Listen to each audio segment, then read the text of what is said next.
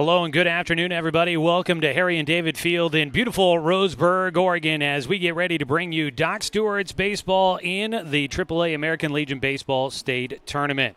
It's a wonderful day down here in Medford as the Doc Stewarts get through their warm-ups and get ready to go for the second game of the day. The Doc Stewarts trying to stay in the winner's side of the bracket here in this double elimination contest.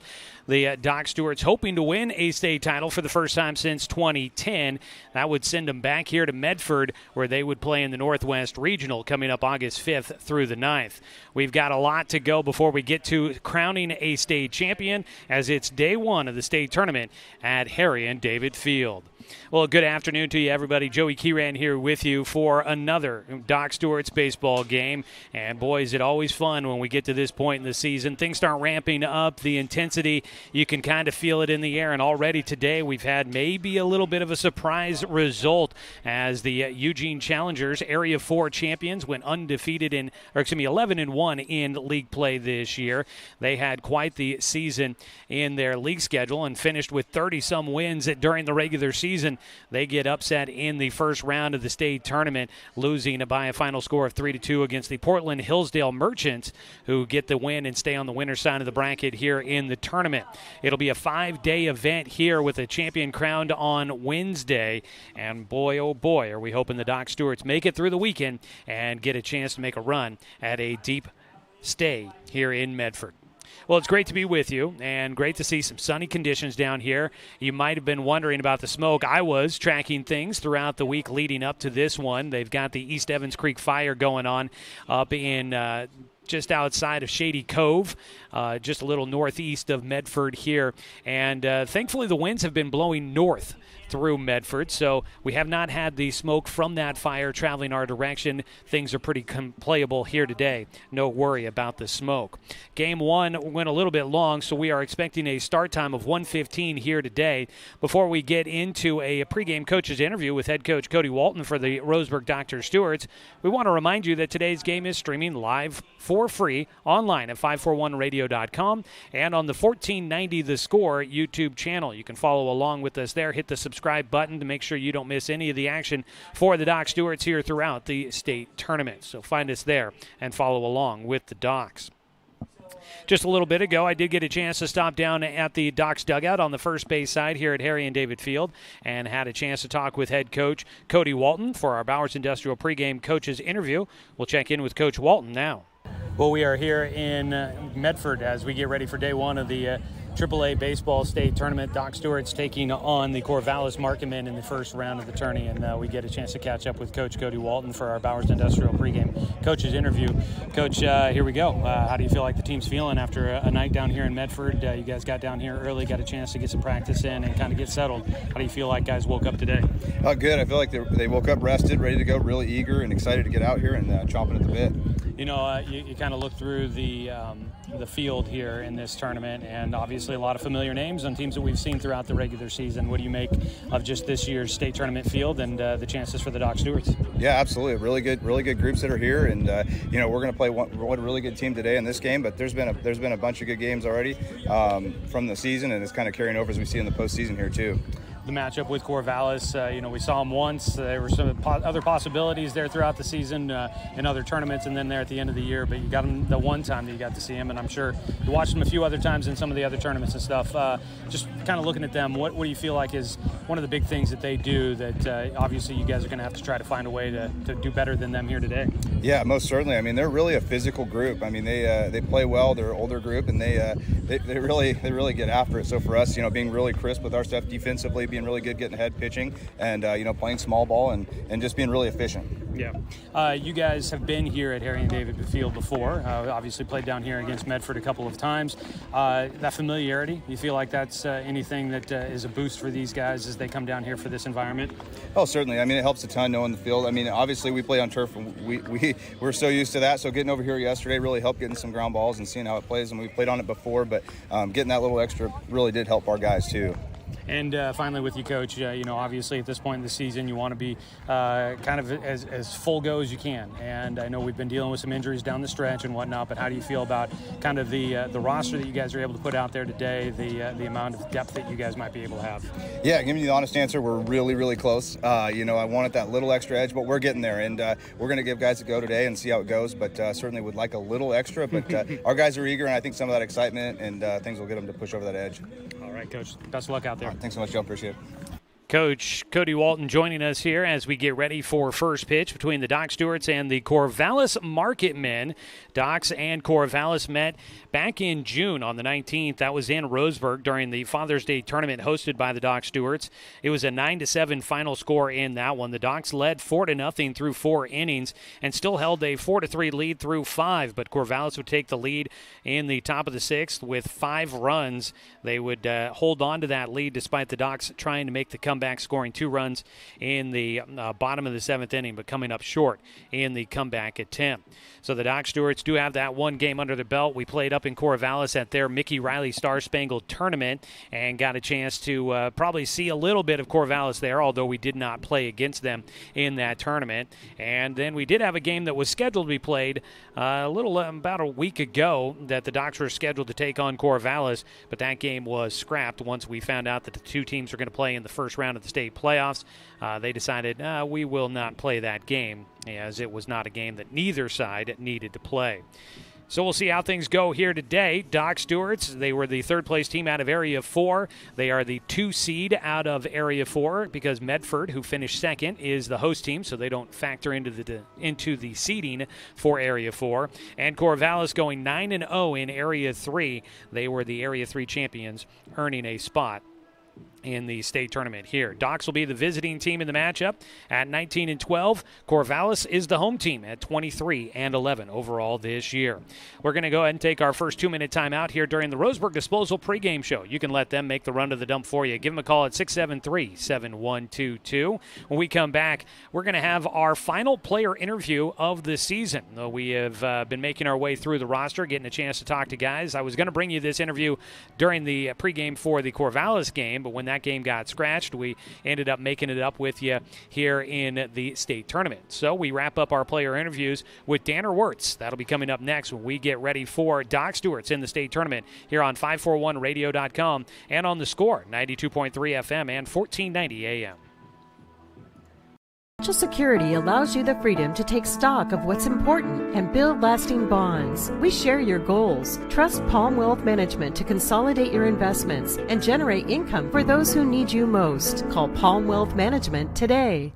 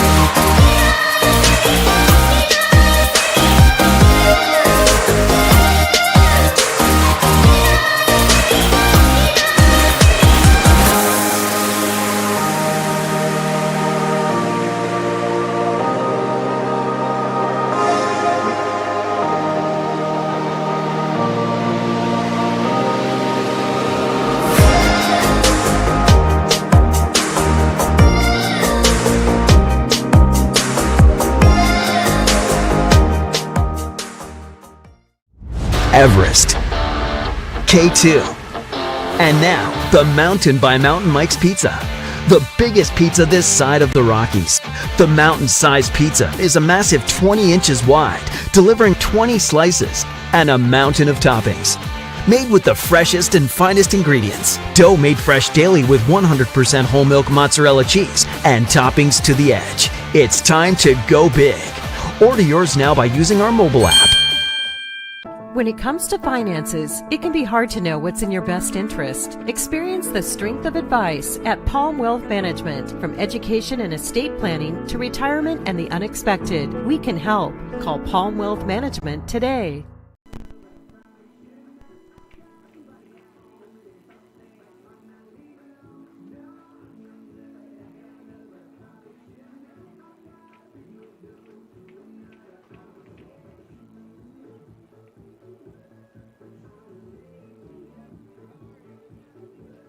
here on the bench as we continue our series of player interviews this summer with the Roseburg Stewarts. And joining us on the bench is Danner Wirtz out of Roseburg High School. Danner, another summer of Docs baseball for you. How do you feel like things have been going so far? I feel it's been good. We've been just competing with every team and coming back from games. It's just been great. Yeah. Well, the team's looking good in a decent spot here right now. We got a couple of big games coming up. How, is this team really feeling like they've kind of started to kind of embrace and enjoy the excitement of summer baseball? Yeah, I feel like we've been bonding pretty good. At the start, we didn't really know each other, and everyone was kind of quiet, but we just been bonding and gradually getting to know each other more. I've kind of asked a lot of different guys about this, but this is an interesting makeup of a group. It's age-wise, you've got a lot of guys that are pretty young. You've got a lot of guys that are kind of old. It's an interesting mixture. I'm sure as a guy that, you've been a baseball player for a long time, and it seems like you've usually kind of played up in the older groups. Is it kind of something you're familiar with, just kind of playing with a group that's got a wide range of ages on it? Is that something familiar for you? Yeah, absolutely. I've always played up, so like on the Randalls, it was always kids that were older than me, and you just kind of got to take those guys underneath your wing and just show them how to play baseball the right way. Yeah, and then this year, obviously, we've talked about it, and I've been hearing that from everybody, that this group's really coming together. It feels like even the old guys get along with the young guys out there? Yeah, absolutely. The old guys always accept new guys, and it's great. Well, it's cool to see that everybody's mixing together and getting along together out there. Looking back at the spring season for Roseburg High School, your sophomore year, after a breakout campaign as a freshman with the Indians, how'd you feel like things went this spring for you? I feel like I did great. It didn't end how I wanted it to, but I felt as a team we did pretty good, and we bonded really well. We had no problems with anybody, and it was overall just really fun season. Yeah. I know the team is going to lose a couple of seniors. Paxton's going to be a big one, but this is a group that brings back a lot of guys that has an opportunity to be together again. How do you feel like the offseason going into next year for Roseburg baseball? How do you feel like things are going there? I feel like it's going to be good. I'm just going to have to fill some spots with seniors leaving, but I think that overall we're going to be just fine. Yeah, it should be fun, and hopefully some new additions. Maybe Wade out there with you guys next year. Don't want to count anything before it gets there, but that kind of looks like a possibility for you, so it's nice to see some new guys getting added in there as well. You'll still just be a junior, but you'll be a guy that's going to be a third-year player at the varsity level for Roseburg next year. That kind of puts you in a spot where you get to maybe be more of a leader now, especially with some guys graduating as seniors. How do you feel about that opportunity? I love being a leader. I love taking people under my wing and just showing them how to play baseball the right way and just how to have fun while still competing. Yeah. As you get ready for that year, during the summer here, you get an opportunity to keep playing baseball, keep getting reps in. What are some of the areas you were hoping to kind of try to build and continue to get better at on the baseball field? I'm trying to get faster and just stronger. Yeah. So not necessarily on the baseball field, obviously pitching and hitting I want to get better at, but I just really want to get faster and stronger. Yeah. What are you doing to work on that? I go to CrossFit almost every day I can. Yeah? Yep. Yeah. What kind of things are you doing there? Sprinting, deadlifts, squats, all the good stuff. Yeah, cool. You seen yourself getting faster so far? Yeah, since last year I've gone a lot faster, but there's still some room to improve. Yeah, well, there's always room for improvement on that's for sure. What's the plan for, I know baseball's become a big focus for you. I'm assuming you're probably looking at stuff like fall ball coming up. Is that the plan? Yeah, I might play fall ball. Okay. I might, but if I do, I probably won't pitch. Just get the arm a rest. So, yeah. You've been getting a lot of use out there. It's a lot of reps for a young guy, but good to hear that that might be in the cards for you there as well.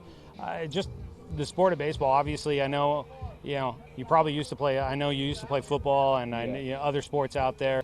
What about baseball? Is just like kind of led you to this is what you want to do, and you're spending so much of your time doing it? I just love it so much.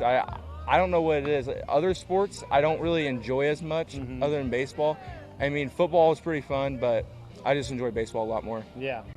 Well, it is a great sport. I love it as well, so I'm with you on that front. This team, guys are kind of getting here to the month of July. We're halfway through it here. We've got big goals of state tournament and stuff like that coming up here at the end of the season.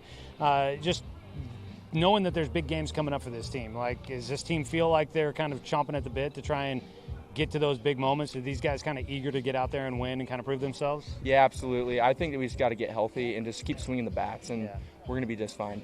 We took that trip up to Corvallis here. That's always a fun time, and I know we're talking here ahead of the games going to Redmond, so the team's going to be in hotels again. Those times on the road, those opportunities to spend a lot of time around with the guys and stay overnight with everybody, how much fun are those, and do you have a memory of Corvallis, maybe from away from the baseball field, that stuck out to you? Yeah, absolutely. We were playing ping pong, and Kiwi was going against Amos, and we played the national anthem for New Zealand and the national anthem for America. Okay. It was pretty cool. Little international affair there. Yeah, All yeah. right. And who came out on top? I think Amos did. Yeah, he said he was pretty good. Yeah.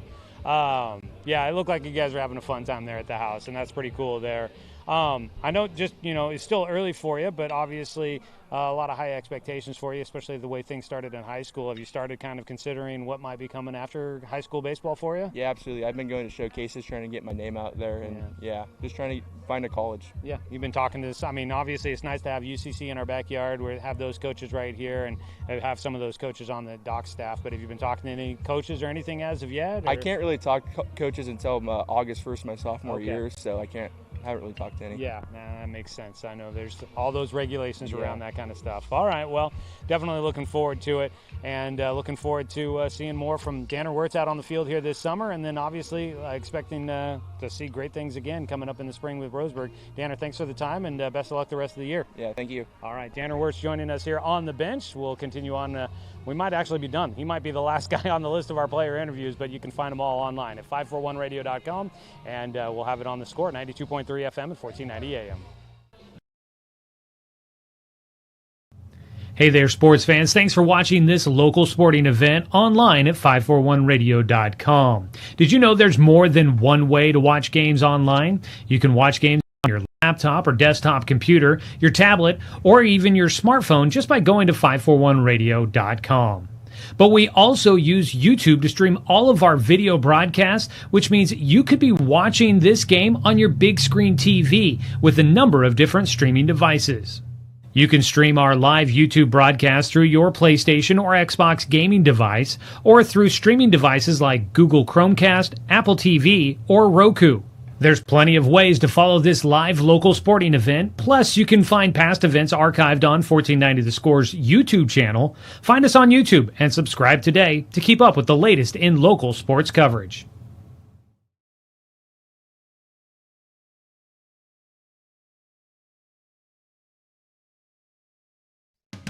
We are Douglas County Farmers Co-op, but we're not just for farmers. We serve all residents of Douglas County because we are Douglas County. Stop by today for everything from a tank of gas to a bite to eat anytime you're hungry. Pick up something for yourself, your home, and those you care for. Celebrating 100 years of service, Douglas County Farmers Co-op. Good people, good products, and good advice. For over 100 years, Douglas County Farmers Co-op has been serving the needs of farmers, ranchers, and homeowners throughout Southern Oregon. Here, everyone is welcome. When you shop with us, you can expect good people, good products, and good advice. No membership needed. Just bring yourself, and we'll provide the expertise and products you need to tackle your next project. Douglas County Farmers Co-op, where everyone is welcome to shop. Wrapping things up on our Roseburg Disposal pregame show here at Harry and David Field. You can let them make the run to the dump for you. Give them a call at 673-7122. Teams are getting announced down on the field. We are moments away from getting this one started, planning to get underway at 1:15 here this afternoon. It's the Roseburg Dr. Stewarts out of Area 3 taking on the Corvallis Marketmen out of Area, did I say Area 3? I meant, Roseburg's out of Area 4. Corvallis is out of Area 3. These two teams, longtime teams that have faced against each other, two longtime Legion baseball programs that, boy, they have faced off a number of times throughout the year, and both programs have seen plenty of success throughout their program histories. Last year, Corvallis did play for the state title. They were taking on the Barbers and ended up losing 9-2 in the championship game. The Barbers would go on to win the Northwest Regional, made it all the way to the Legion World Series, made it to the fourth day of the tournament, reaching the semifinals but falling short of getting to the Legion World Series championship battle. So this Corvallis team, they bring back some good players from last year that definitely saw some good action and nearly got them to a state title. For the Doc Stewarts, it's a young group. We'll see if they're able to maybe play free and not have the nerves come up here today for them. It's time now to take a look at our Southern Septic Service starting lineups from residential to commercial. Southern Septic Service has your behind covered. Get a free no-obligation estimate today for your septic, grease trap, and portable toilet needs. Visit SouthernSepticServiceInc.com. Well, Roseburg, as the non-league champion, they are the visiting team in the matchup. After today, every matchup home and away will be decided by a coin flip, but today, because they're technically the lower seed, the Docs will be the visiting team. Led by Coach Cody Walton in his first year at the helm of the program. The Docs starting lineup, brought to you by Southern Septic Service, has Paxton Burke leading off at shortstop. Tegan Sprague, the second baseman, will bat second. Logan Anderson at third base, batting third. Hitting cleanup is Christian Corba, the center fielder. Danner Wirtz at first base will bat fifth. Fletcher Coleman, the DH, is batting sixth. Hitting seventh and starting in left field is Quinn Gaylor. The catcher, Mason Young, will bat eighth. And rounding out the starting nine will be Hayden Thompson, the right fielder for the Doc Stewarts. The DH being utilized for today's starting pitcher for Roseburg. That'll be Wade Molitor. Taking a look at the defense for Corvallis as they get ready to take the field.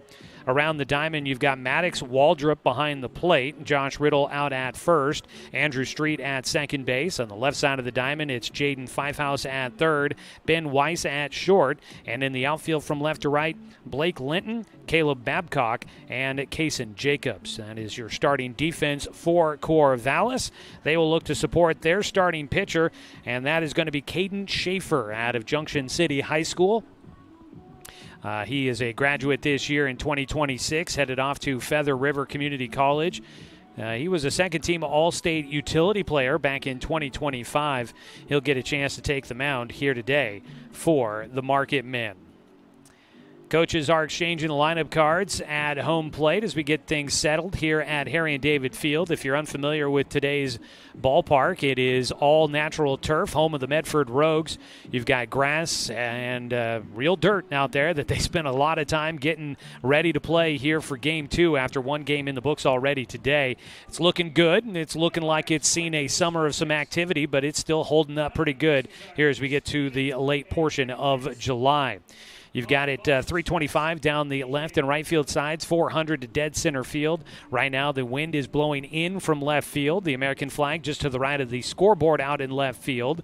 It is blowing straight in from left. We are looking at conditions in the low 80s here as we're getting started, expecting temperatures to reach into the 90s here today. Right now sitting at 83 degrees with sunshine overhead, maybe a little hazy off in the distance, but thankfully the wildfire smoke from the East Evans Creek fire is staying away.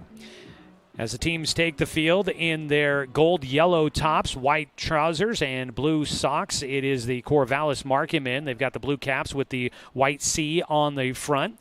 On the other side, the Doc Stewarts wearing their black tops, gray trousers, the black stirrup socks. They've got the black caps with the A on the front of the hats for team sponsor Abby's Pizza. They've got Abby's across the chest in script white and white numbers on the back of the jerseys as well. Getting ready to go here out on the mound, it is Caden Schaefer, right-hander, that the Docs will see here today.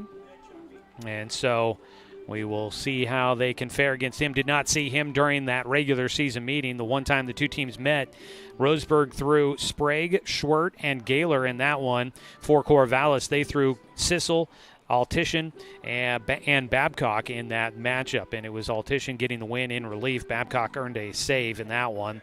Both teams scoring some runs. It was 9-7, and the Docs really have turned things around since the early portion of the season. Docs at the start of the year started out the season 0-5. It was a tough way to get things started. They actually ended up finishing out the month of June with a 7-7 overall record, so going 7-2 after starting 0-5, and then they really did well in the month of July, going to 12-5 in the month of July. They raised their batting average from 320 to 342, and they raised their runs scored per game from 6.9 to 7.8 in the month of July. So they started to play some better baseball. They're hoping that they are playing some of their best baseball as we get things started. First pitch of the ball game is lifted out towards right center for Paxton Burke. It'll kind of tail back towards center field. And on the first pitch of the ball game, coming in at 1:15 exactly, we are underway. There's one out for the Doc Stewarts as Paxton Burke flies out to center fielder Caleb Babcock. So we are underway here in Medford. Second game of the day here at Harry and David Field as Tegan Sprague will step up to bat for the Docs. Already the Portland Hillsdale Merchants getting a 3-2 win over the Eugene Challengers. Bit of an upset to start things off here today. Sprague will take low and outside, ball one. Schaefer has now thrown a total of 2 pitches. The 1-0 pitch. Outside, missing the corner. Behind home, calling balls and strikes. A.J. Herbold is back there. Chris Bevan is the umpire on the first base side. Rick Landis is the third man in our crew today. He's on the third base side of the diamond for our umpires. 2-0 pitch to Sprague. Fouls one back for strike one. Doc Stewart's without Reagan Soper, and Tegan Sprague will fill in at second base, and he moves up to second in the lineup card. Sprague has been a utility knife this season for the Docs. Has been a little bit everywhere. But Soper not eligible for the league games and for the American Legion ball games, so he is not playing in the tournament. As a breaking ball, that one slowed down big time for Schaefer. He got Tegan Sprague out on the front foot, swinging away. And he swings and misses for strike two. A 2-2 count here with one out, nobody on in the top of the first. Scoreless ball game so far. The 2-2 from Schaefer. Breaking ball slices in for strike three. And down on strikes goes Tegan Sprague. Schaefer showing off some good breaking ball motion on the mound. 2 down, first strikeout in the game for for Schaefer. Sprague is the first strikeout victim. That'll bring up Logan Anderson, the third baseman for the Stewies.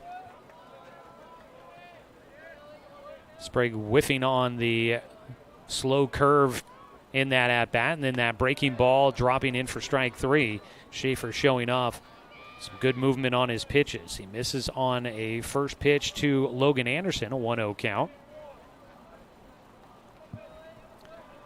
Schaefer winds and fires, goes to the fastball, and will catch the corner. Evens things up.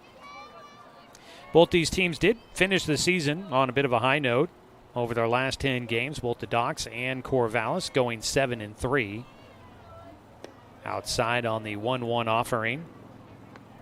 Anderson ahead in the at-bat. It is definitely breezy here today. That American flag has not taken a break out in left field. We'll keep an eye on how that might affect play here today. The 2-1. Again on the outside corner, a strike for Anderson. And Schaefer's out to a 2-2 count here to start things off.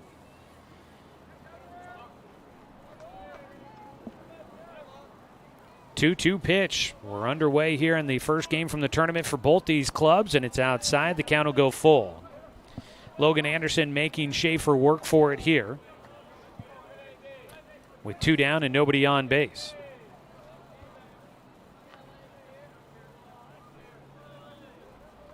Schaefer toes the first base side of the rubber, will work out of the windup, delivers the 3-2 pitch. It is in the air right side towards the foul line and into the bullpen. Out of play. Anderson will stay alive at the dish with the full count. Down the lines here at Harry and David Field, you've got good space in foul territory behind home. It's a deep backstop. You've got good space in front of the dugouts on both sides, but it starts to taper off once you get past the bags. And when you get down in the corners in the outfield, there is only maybe 4 feet of foul territory down both lines in the corners. So not a lot of space down there, and Anderson hits that one out of play into the Docs dugout, or Docs bullpen. He'll take the 3-2 pitch low for ball 4. A walk for Logan Anderson on a pitch that was right over the plate, but missing low. Anderson watching it go by. He will head on down to first base. First walk in the game for Caden Schaefer. Doc's trying to see if they can get some momentum going here early, trying to get the bats moving. It'll be Christian Corba to stand in, the center fielder for the Doc Stewarts. He takes well outside, a 1-0 start. Corba has been an on-base machine here this year. He's reached base safely in all but 4 games for the Doc Stewarts. They're playing their 32nd game of the season.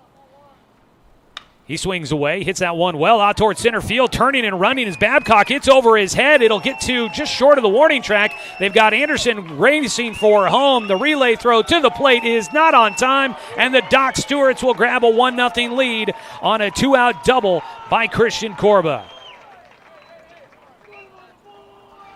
Doc Stewarts take a 1-0 edge. Corba gets all of that ball, sends it to dead center field over the head of Babcock. And coming around to score from first is Logan Anderson. And the Doc Stewarts strike first. They got all of that one into the wind and everything out towards center field. A 1-0 lead on a big 2-out double. Now Danner Wirtz will stand in. Out at second base is Corba. First pitch inside corner, a strike for Danner. Anderson draws the 2-out walk, and then Christian Corba makes him pay with the double to dead center field. For Corba, that's his 27th RBI of the summer, second most on the team. The 0-1 to Wirtz, a breaking ball tailing away from the right-hander, ends up outside. Corba just wrapped up his freshman year at Roseburg High School, first year on Docs, and he is proving to be quite the commodity in the middle of the lineup. He's out at second base. The 1-1 to Wirtz is off the end of his bat, trying to protect the outside corner. He's got a 1-2 count. 2 down with a man at second base. Already a 1-0 lead for the Doc Stewarts here in the first inning.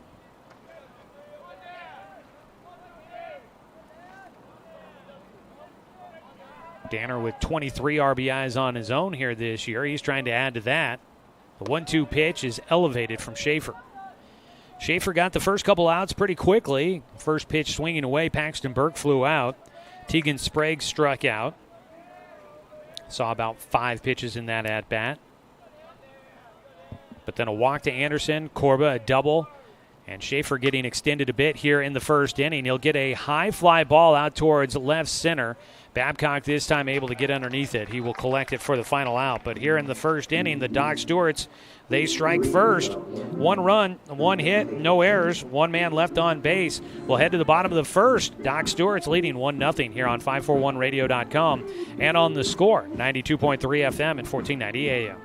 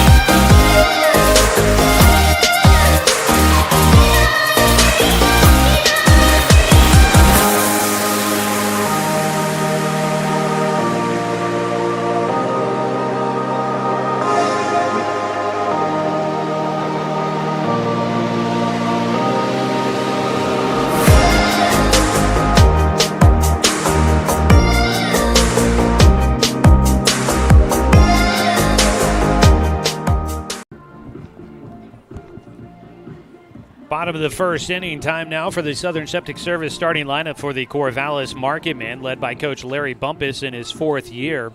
Ben Weiss will lead things off at shortstop. Caleb Babcock, the center fielder, batting second. Andrew Street, the second baseman, hitting third. A.J. Altishin, the DH, will bat cleanup. Jaden Pfeifhaus at third base, batting fifth. The right fielder, Kaysen Jacobs, hits sixth. Batting seventh, starting at catcher, is Maddox Waldrop. The first baseman is Josh Riddle, batting 8th, and the 9-hitter is Blake Linton, the left fielder. The DH utilized for Caden Schaefer, the starting pitcher. Get to the Docs defense here as we make our way through the first inning. On the mound is Wade Molitor for the Doc Stewarts. He misses low for ball one to Weiss, and we are underway here in the first inning for Corvallis. Inside for Wade, a 2-0 count now for Weiss. Wade Molitor, the lefty, headed to Roseburg High School next year. He will be a freshman for the Indians. They give the youngster the baseball here in the first game of the state tournament. Wade will get a foul ball by Weiss, and it's a 2-1 count. This is his 8th appearance of the season, his 5th game started. He's got a 2-1 record. He's thrown a total of 20 innings. He's got a 2.45 ERA, 15 strikeouts, and 8 walks in his first season with the Doc Stewarts. He faces Ben Weiss here. Leadoff man for Corvallis, starting at shortstop. Weiss will be a senior next year at Corvallis High School. He takes high and away, a 3-1 count.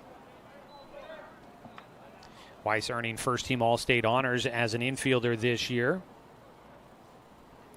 for the Spartans, and he will take ball 4.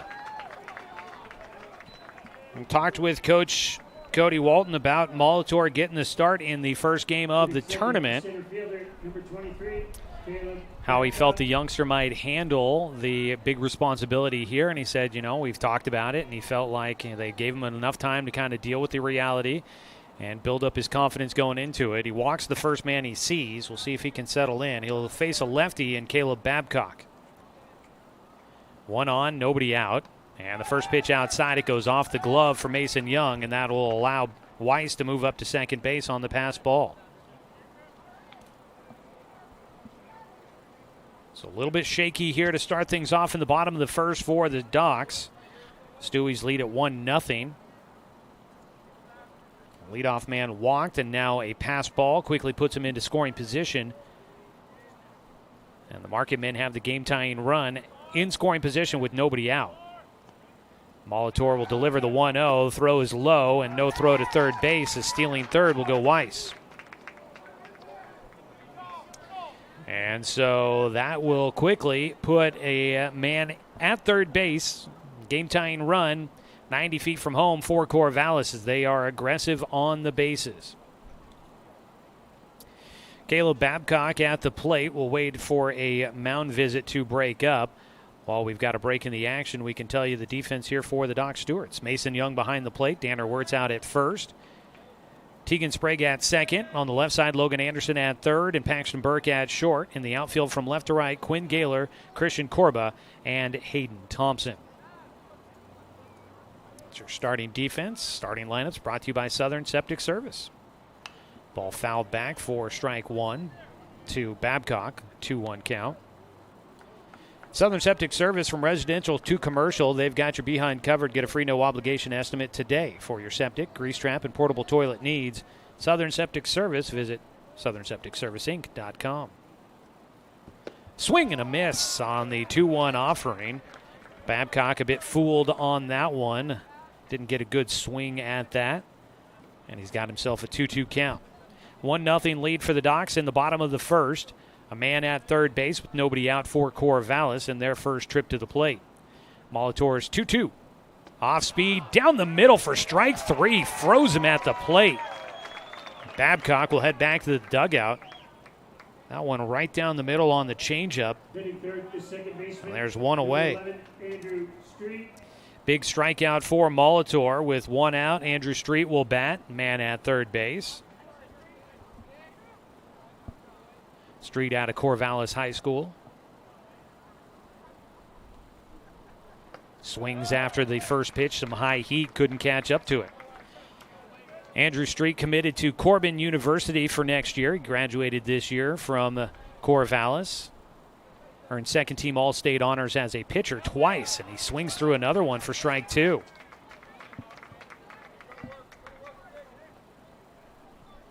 Played in that Richardson All-Star Series that was held in Corvallis. Playing in that tournament alongside Doc Stewart shortstop Paxton Burke, who also got to play there. 0-2 pitch from Molitor. Swing and a miss again. Back-to-back punch-outs for Molitor. And he needs one more out to get out of this first inning, keeping the lead intact for the Doc Stewarts. A.J. Altishin, the DH, will bat with 2 down and a man at third. Docs leading 1-0, trying to keep it that way. Swing and a miss for Molitor. And Wade right now finding his groove on the mound. Shaky start, but he seems to be finding his confidence. The lefty delivers. It's outside, a 1-1. Wind continues to blow in from left field here at Harry and David Field. This is game 2 of the day. 2 more coming up in the afternoon. Inside, just a hair for Molitor, right underneath the letters on the inside corner to Altishin. Coming up next is the reigning state champions, now going as the Tigered for their home location, the Barbers. Another pitch inside, just wrapping around the hitter there for Altishin, who does not give way. He's out in front, 3-1. Molitor looking for one more out here in the first inning. His 3-1 pitch is fouled away by Altishin, full count. So up next, it's the Salem WellCare Dodgers and the Tigered Post 158 Barbers. They'll be playing at 4 o'clock this afternoon, and then this evening it wraps up with the host team, Medford, taking on the Hillsboro Wet Sox. 3-2 pitch is hit in the air, not very deep, out to a big gap in center field. It will be, it'll be a base hit. It was no man's land out there. They had shaded Altishin towards right field, and Corba couldn't get there as that ball lands in shallow left center. Quinn Gaylor was playing a bit more towards the line. There was a big gap out there, and Altishin will drop one in for a base hit, a 2-out bloop single.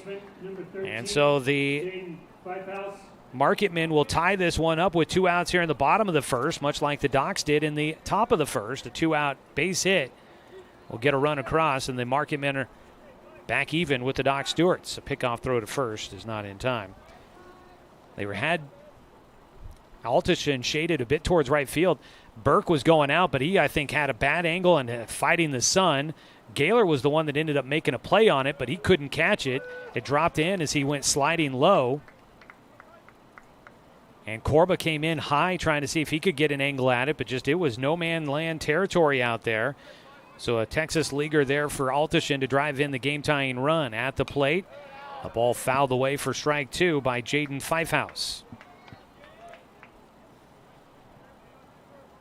So both teams, a walk and then a base hit with 2 outs to drive in a run. And we're tied at 1 here in the bottom of the first. The 0-2 pickoff throw. Wade gets it over there. Tag applied by Wirtz, but back well ahead of that tag is Altishin.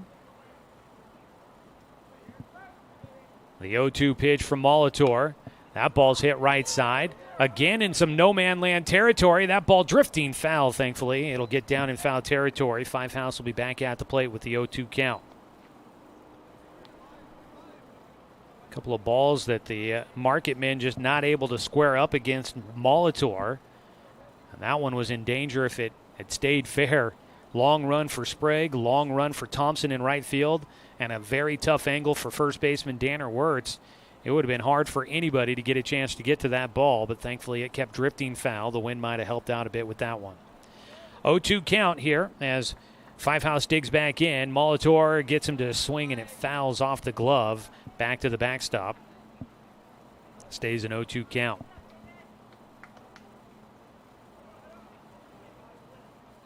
Good crowds showing up here at the state tournament. Parking lot was pretty full when I got here for the first game of the day. Good to see it looks like a good number of fans still hanging out here at the ballpark for game 2. The 0-2, grounder towards short. Burke, plenty of time. Easy toss over to Sprague. That'll retire Altishin for the final out here in the first inning. So the Doc Stewarts unable to keep the lead intact. A blooper out towards left center drives in the game-tying run, and the Doc Stewarts are tied 1-1 with Corvallis after 1 inning to play. We head to the top of the second on 541radio.com and on the Score, 92.3 FM and 1490 AM. My wife and I moved to Oregon to raise a family, set our roots, and to have a lot of fun outdoors. We quickly realized that we needed a truck or a rig for the projects that we were doing in the backyard. When we were looking to find a place to finance our truck, we asked our patients, and everyone recommended Cascade Community Credit Union. It was so easy to work with Cascade. Everything was done via email, phone, and we didn't even need to go in. I can't wait to finish up the projects in the backyard, go on more adventures in our truck with our boys, and I look forward to working with Cascade again in the future. Successful companies have a very important secret. Good advertising works and makes them money. That's why your business should contact Lotus Media Group.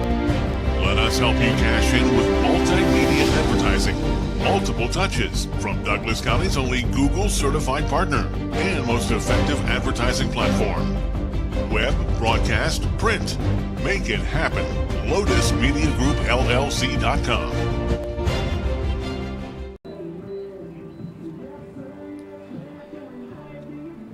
Well, the lid is off the bottle here, and now we are off and rolling. Both teams getting on the board in the first inning.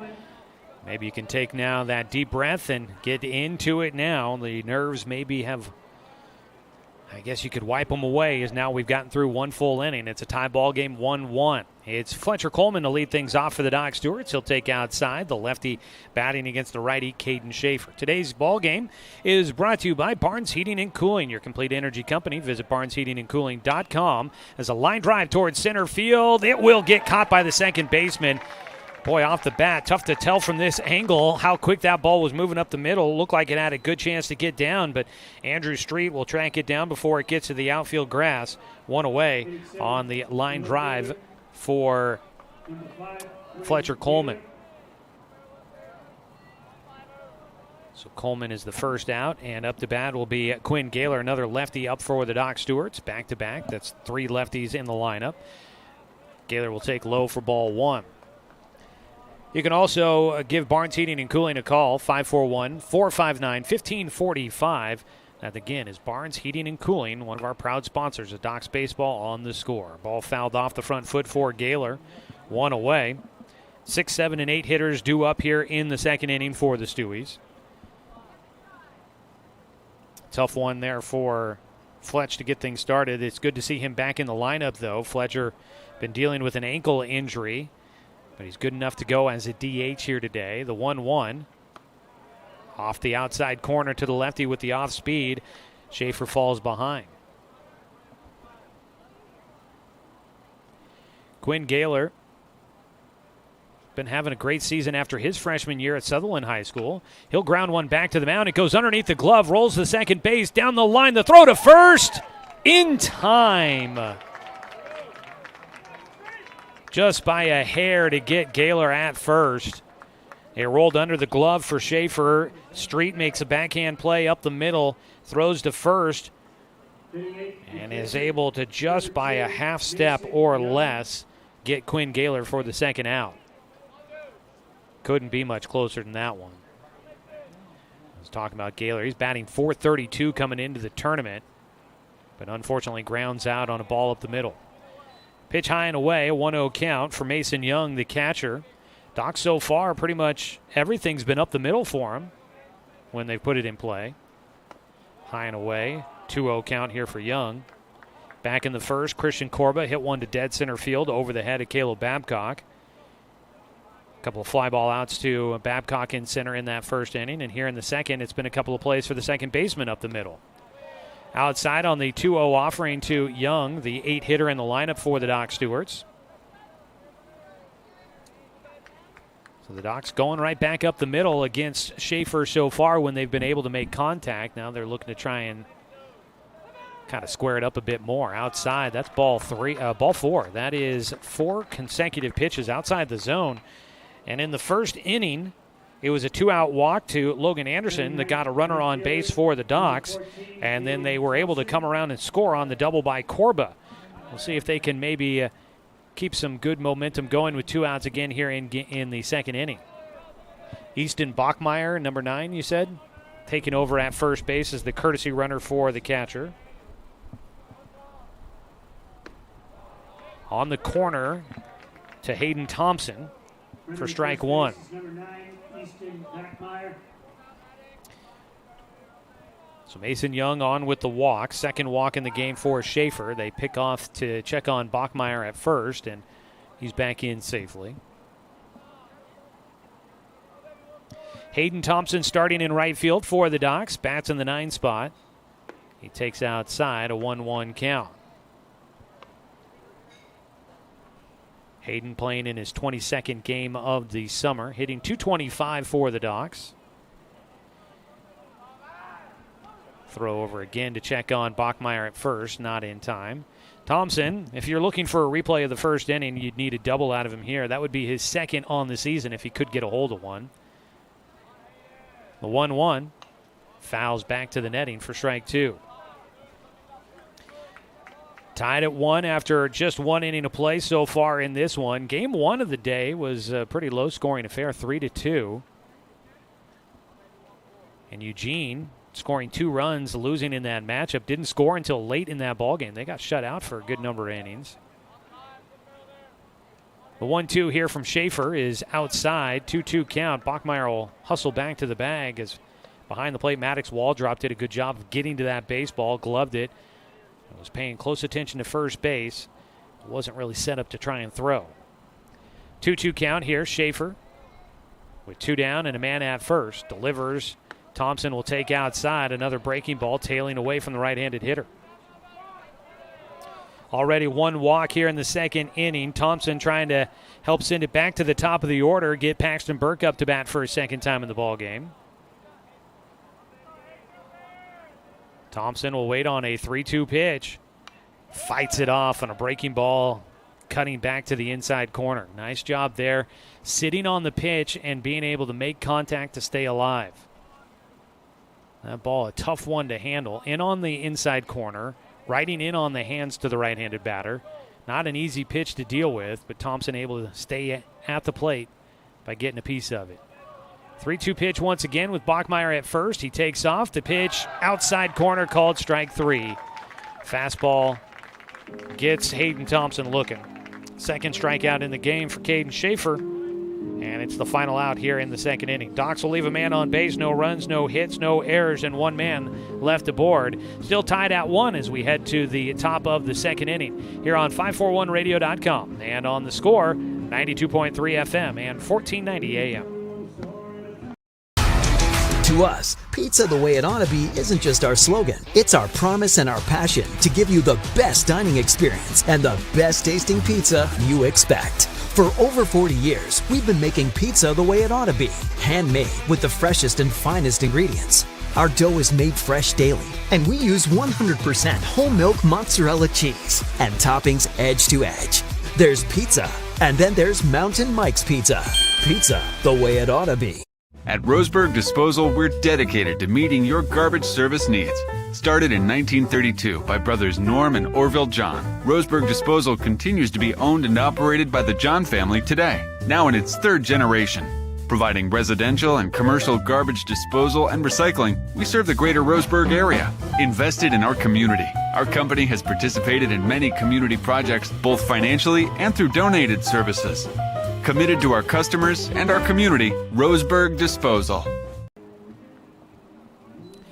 Today's game brought to you by Flyaway Travel. Contact the travel experts at Travel Leader Flyaway Travel. Make sure you have an agent in your corner. Call 541-672-5701. Swing and a miss to get things started here in the bottom of the second. A 1-1 ball game tied between the Docs and Corvallis. Kason Jacobs, the right fielder, will lead things off. Wade Molitor on the mound. Gets another swing and a miss out of Jacobs for strike 2. The 6, 7, and 8 hitters coming up here with the game tied in the second inning. Jacobs in right field, batting 6th in the order. The 0-2 pitch misses inside.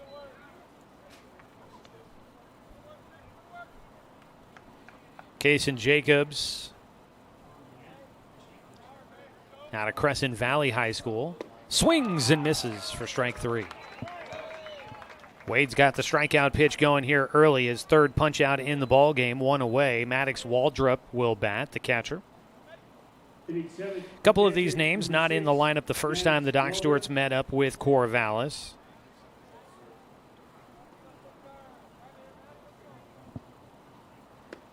This pitch catches the inside corner for Waldrop. Waldrop's one of those names. Andrew Street didn't play in that game the first time around against the Doc Stewarts. Ball fouled away for strike 2.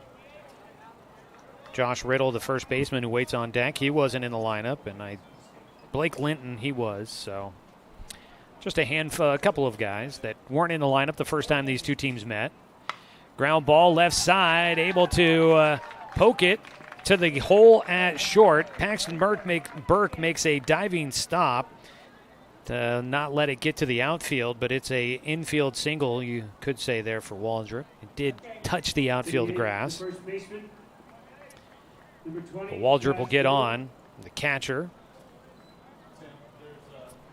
And I believe we got a courtesy runner.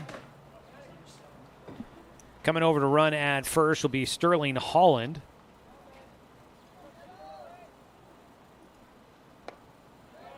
Check swing on the first pitch, delivered a bit high for Molitor. Number 7, Sterling Holland. Josh Riddle at the dish, the first baseman, with a man at first and one away. Takes on the inside corner for a strike. Docs will look for a ground ball here to see if they can make it a quick half inning. Try to get a double play to get things wrapped up. You've got Burke and Sprague up the middle. There's a pickoff throw to first base. Checking on the courtesy runner, Holland. Sterling Holland. He is definitely an athlete. So he'll have good speed over there. Runner going, the pitch is high. Throw down to second base, plenty of time. Got him out at second base. Well, maybe I played him up a bit too much there. I don't know if something slowed him down, but he got beat by a mile, and he still seems to be confused on whether or not he was out at second base. I'm not sure if he thought something. I'm not sure what he thought happened there. It's a 2-1 pitch in for a strike with 2 down and nobody on base now. And Josh Riddle, a 2-2 count. They catch the courtesy runner stealing. The 2-2 misses low and inside for Molitor. Full count now for the 8-hitter Josh Riddle.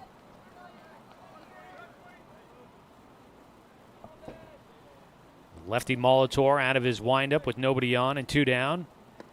Misses low and inside, and that will be ball 4. 2-out walk. Came back to haunt Wade in the first inning. Well, he walked the leadoff man, but it was a 2-out base hit. It was a 2-out walk that helped the Docs out in the top of the first inning when they scored their run. Blake Linton, the left fielder, is the 9-hitter, will stand in here. I'm still not sure. Sterling Holland went to the dugout. Just seemed like he was completely, utterly stunned about what had happened as he tried to steal second. And I'm not sure what it was that would have surprised him in that whole process. If he got the wrong signal, if he thought that something else had happened and was surprised that the ball ended up at second base. A 1-0 pitch is popped up on the infield right side. Danner Wirtz at first base follows it into foul territory. Will make the catch just behind the bag. And Corvallis will leave a man stranded at first here in the second. So neither team able to send it back to the top of the order in the second inning. They both go through the first 9. So we head to the third inning with the top of the order, both sides tied at 1 here on 541radio.com and on the Score 92.3 FM and 1490 AM. To expand your portfolio? Consolidate your investments with Palm Wealth Management. Our trusted team makes it easy to diversify and track your investments. Let Palm Wealth Management coordinate your financial strategy. Call Palm Wealth Management today. Looking for more local sports coverage?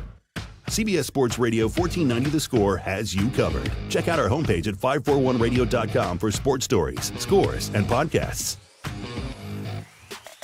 And follow us on social media. 1490 The Score is on Twitter, Facebook, and Instagram. And take the station with you wherever you go with the 541 Radio app. Download the app in your smartphone's app store and get access to a live stream of the station, sports stories, podcasts, and easy messaging with the station and others.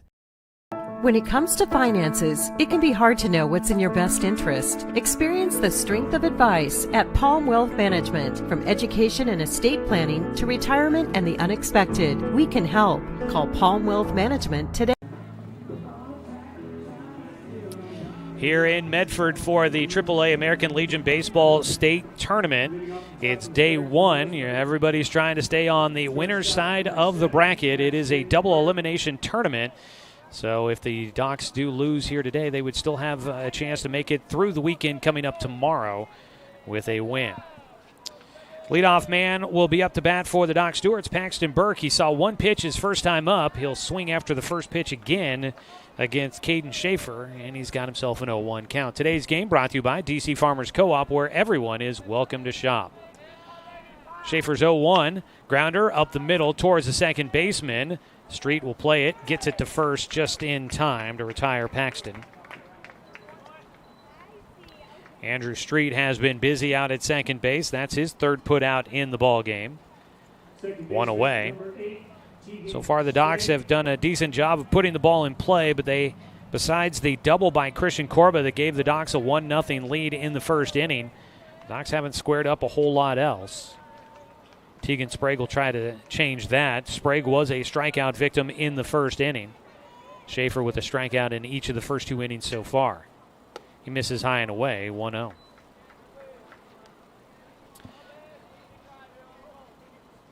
Tegan coming into the tournament, batting at .294 on the season. The 1-0 pitch. Breaking ball hits the corner. That breeze coming into the stadium definitely feels nice to get a nice little breeze, keep the air moving, but it is a warm, dry breeze. Pitch outside, 2-1 count.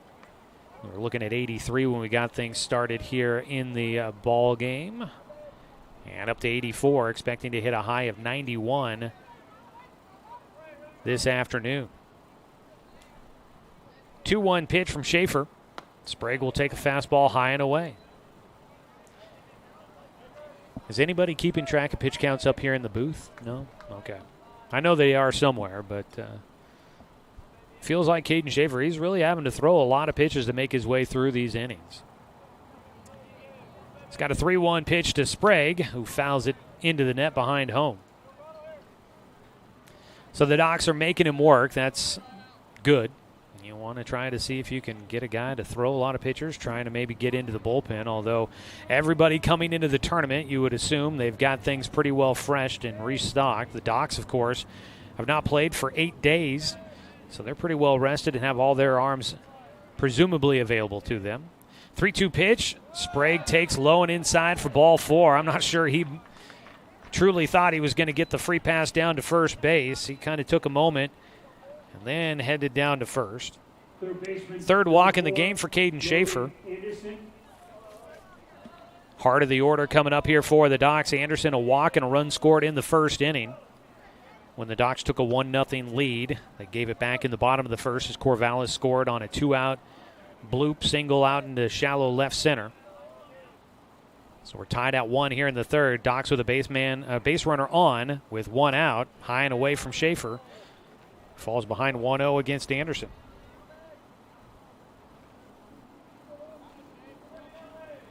Logan trying to capitalize on this opportunity. He comes in with the second most plate appearances on the summer for the Docs. He takes high, and he's out in front 2-0. Logan batting .417 this summer, his final year with the Doc Stewarts. He leads the team with 30 RBI. Got a chance here as a pickoff throw to first base is late. Sprague back in safely, kicking up a cloud of dust. It's great to have everybody tuning in and joining us here. We'll be covering Doc Stewart's baseball throughout the tournament, so every game they play, we'll be here for you. It's a 2-0 pitch here for Anderson. Outside, a 3-0 count. You can follow the action with us on the radio, 92.3 FM and 1490 AM in Douglas County. Listen to the games online, 541radio.com and on the 541 Radio app. Or you can watch online as well. As a pitch over the plate on the 3-0. Anderson will take. You can watch the games online. Head to 541radio.com. You can find it streaming there. Or you can just go right to the source. Head to our YouTube channel, 1490 The Score. Follow the games with us there. 3-1 pitch to Anderson. Swung on and missed for strike 2.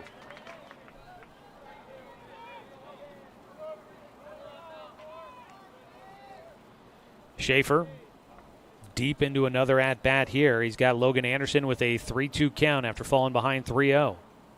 Sprague at first, and he'll be moving to second as the pitch is high and away. Ball 4, second walk in the game for Logan.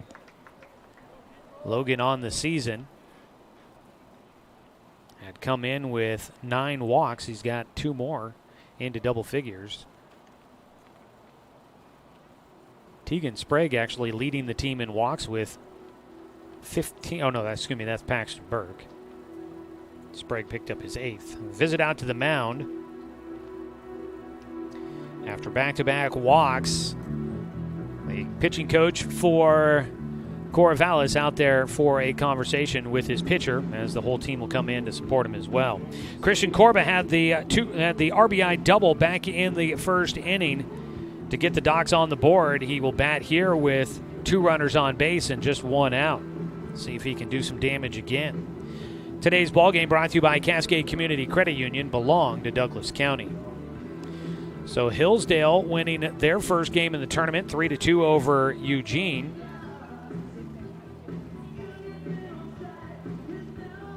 So Hillsdale moving on. They will play tomorrow at 4 o'clock. That'll be against the winner of the next game here today. That is the Barbers and the Dodgers squaring off. The winner of that matchup moves on to take on Hillsdale tomorrow at 4.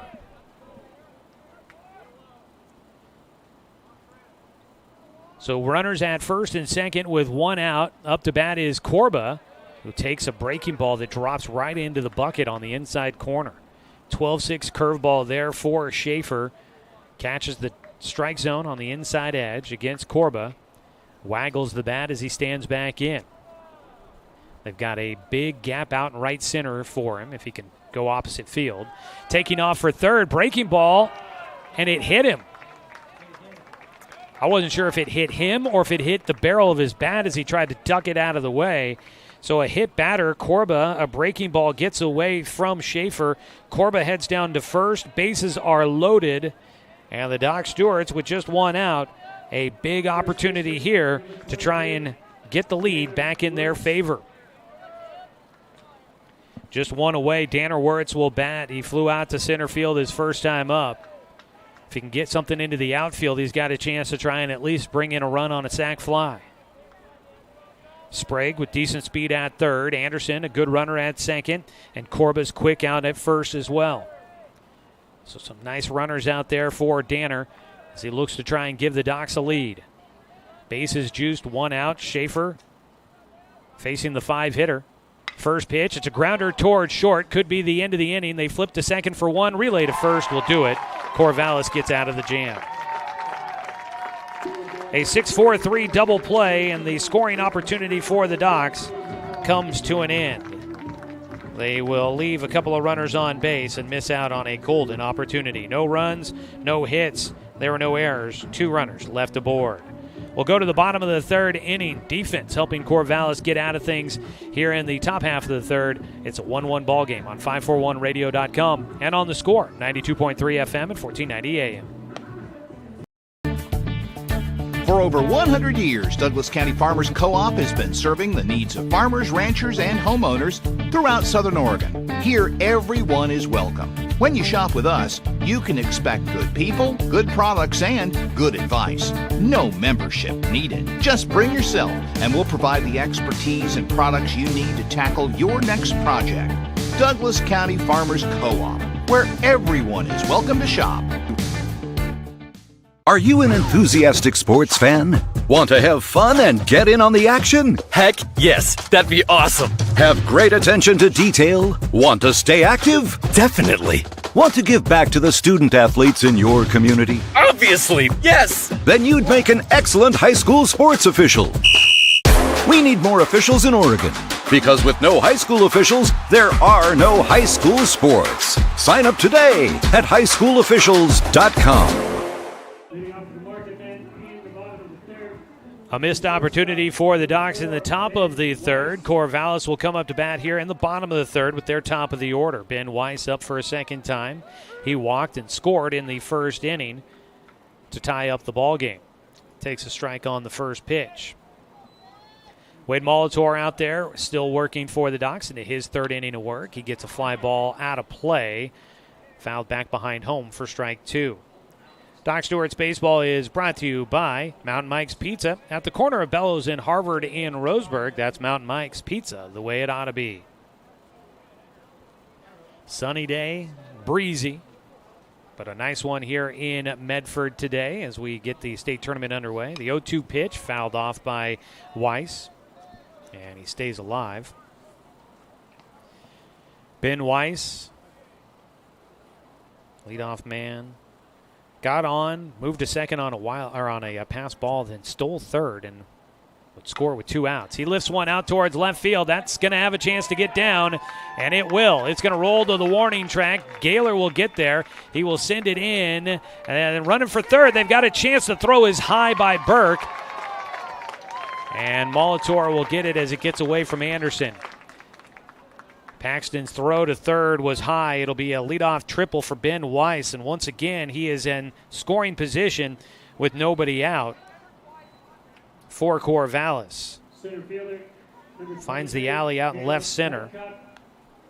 Doc's had a shot at maybe getting him at third base, but the relay throw offline. Bring up Caleb Babcock, a strikeout look in his first time. He'll take low for ball 1.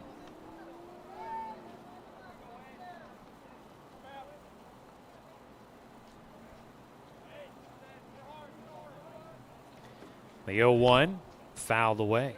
Actually, make that the 1-0 is fouled away. 1-1 count.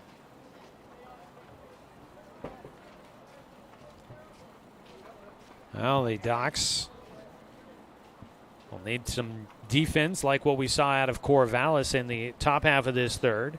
Try and get out of this pickle. There's a ball fouled back again. Strike 2. Corvallis with a hit in every inning so far. Docs with just 1 hit in the ball game. It came back in the first, that RBI double by Corba. They have just not been able to get a whole lot of solid contact against Caden Schaefer so far. The 1-2, grounded foul down the third base side by a hair. Diving play down at first base by Danner Wirtz. That ball just missing the bag on the first base side. That would have easily scored a run for Corvallis. Babcock would have had a chance at probably getting extra bases. He'll stand back in, the lefty, facing the lefty Wade Molitor. With nobody out, a man at third, and a 1-2 count.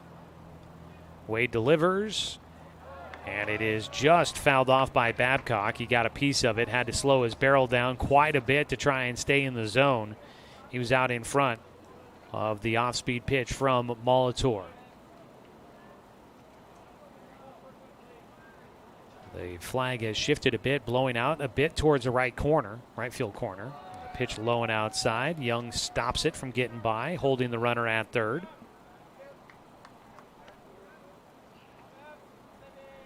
A 1-1 ball game here in the bottom of the third inning. Docs and Corvallis all knotted up. Molitor is 2-2. Misses low and outside. So it's a full count here for Wade. He's walked 2 so far in this one, 1 in each inning. The 3-2 pitch is hitting the air out towards left field. Quinn Gaylor looks like he's got a read on it. Will make the catch. The runner tags from third. The relay throw in will not get to home. It's a sac fly for Babcock, and Corvallis is back in front. Actually, they're in front for the first time in the matchup. They score here in the third inning to lead 2-1. Nobody on base with 1 away. Baseman, number 11, Andrew Street. Coming in to score, Ben Weiss easily gets home from third. He has scored both runs in this game for Corvallis. Andrew Street, the second baseman, struck out swinging in the first inning.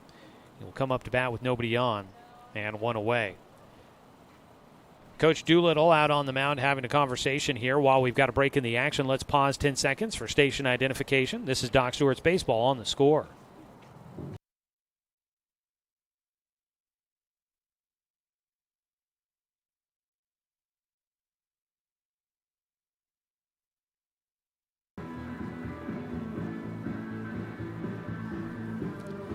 They'll break up the conference. And up to bat will be Street. Andrew Street's been busy out at second base defensively. Looking to try and get a man aboard with one away. He'll square to bunt, puts it down third base side. Charging in is Anderson. His throw to first will get there. Logan able to recognize it quickly, came charging in, makes the sidearms throw over to Danner at first, and they get the second out. Number 3, AJ Altishin. So brings up the DH, AJ Altishin. He had the RBI single in the first inning, a blue base hit to shallow left center that nobody could get to in time.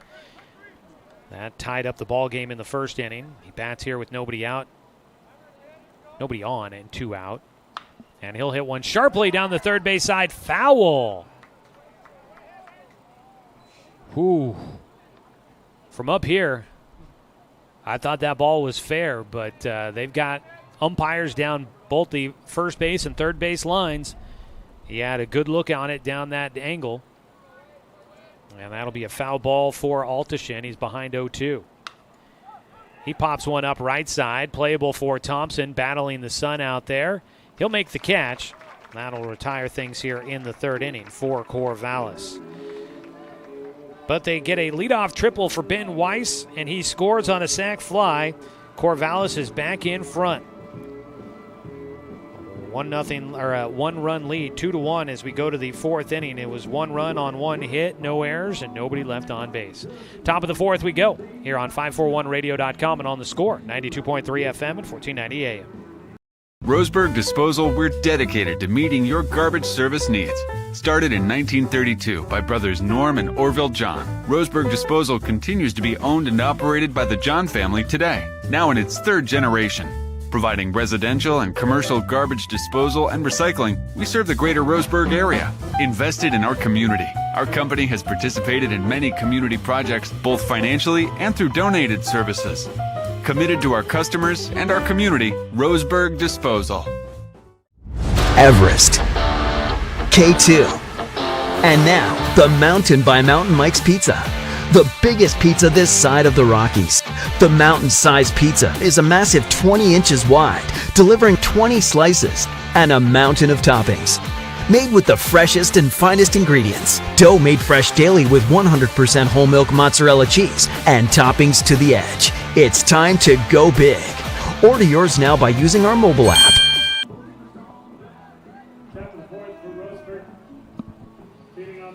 Well, the Docs got to make up a run here. It's 2-1, Corvallis in front. Leading off will be Fletcher Coleman for the Stewies. Docs Baseball brought to you by Waldron's Outdoor Sports. Schaefer's first pitch. Fletcher pops it up left side. It'll get out of play for strike 1. Your locally owned hunting, fishing, and outdoor sports headquarters. It's Waldron's Outdoor Sports. Check them out at their new location. Find them at Northeast Stevens in Roseburg. 0-1 pitch is fouled away. Fletcher finds himself down 0-2. Caden Schaefer so far has only allowed the 1 hit. He has hit a batter and walked 4. That's how the Docs threatened to try and retake the lead in the top of the third, but with the bases loaded and 1 out, they grounded into an inning-ending double play. 0-2 pitch here from Schaefer. Swung on and missed by Coleman. And Fletch 0 for 2 in the ballgame now. Third strikeout in the game for Schaefer. 1 away for the Docs here in the 4th inning. Quinn Gaylor will bat. Gaylor grounded out to second, his first time up. A tight one here so far. Corvallis does have some activity in their bullpen. Low and inside to the lefty Gaylor. Nobody currently throwing in the bullpen for the Doc Stewarts. There's a right-hander throwing out there for Corvallis. The 1-0 for Quinn, low and inside.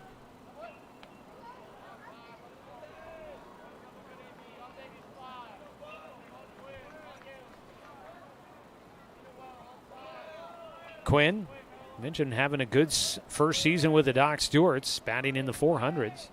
Coming into the tournament, he takes inside. He's ahead 3-0. Gaylor was hitting .432 entering the tournament. He's got 9 walks on the year, looking for another one here. He's ahead 3-0. Schaefer on the mound. Will catch the corner for a strike.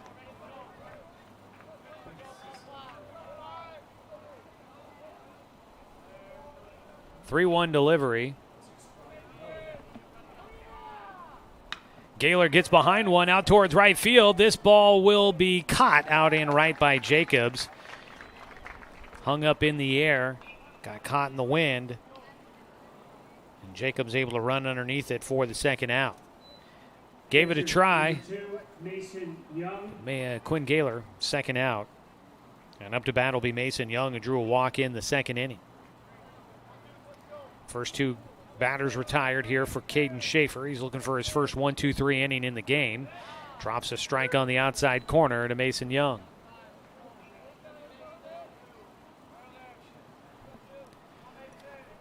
Looks like Young will foul off a pitch for strike 2. That looked like it was number 6, but no, number 5. That is Quinn Sissel that was throwing out in the bullpen for Corvallis. 0-2 pitch outside. A 1-2 count. The Docs did face Quinn Sissel during the regular season meeting. Actually built a lead against him. The 1-2 here for Schaefer. Off speed, swing and a miss. Docs go down in order here in the 4th inning. A pair of strikeouts for Caden Schaefer. And he'll keep a 1-run lead intact for the Marketmen. No runs, no hits, no errors. Nobody left on. We go to the bottom of the 4th. It's 2-1. Corvallis in front on 541radio.com and on the Score, 92.3 FM and 1490 AM. Roseburg Disposal, we're dedicated to meeting your garbage service needs. Started in 1932 by brothers Norm and Orville John, Roseburg Disposal continues to be owned and operated by the John family today, now in its 3rd generation. Providing residential and commercial garbage disposal and recycling, we serve the greater Roseburg area. Invested in our community. Our company has participated in many community projects, both financially and through donated services. Committed to our customers and our community, Roseburg Disposal.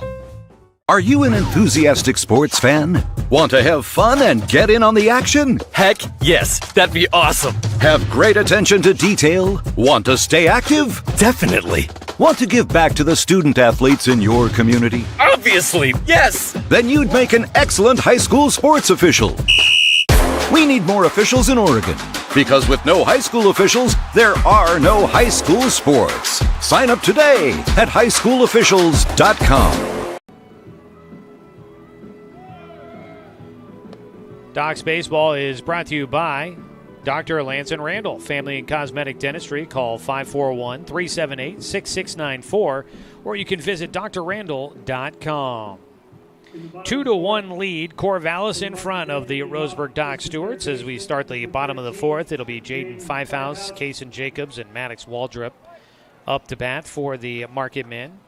Wade Molitor on the mound. He's given up 3 hits and the 2 runs.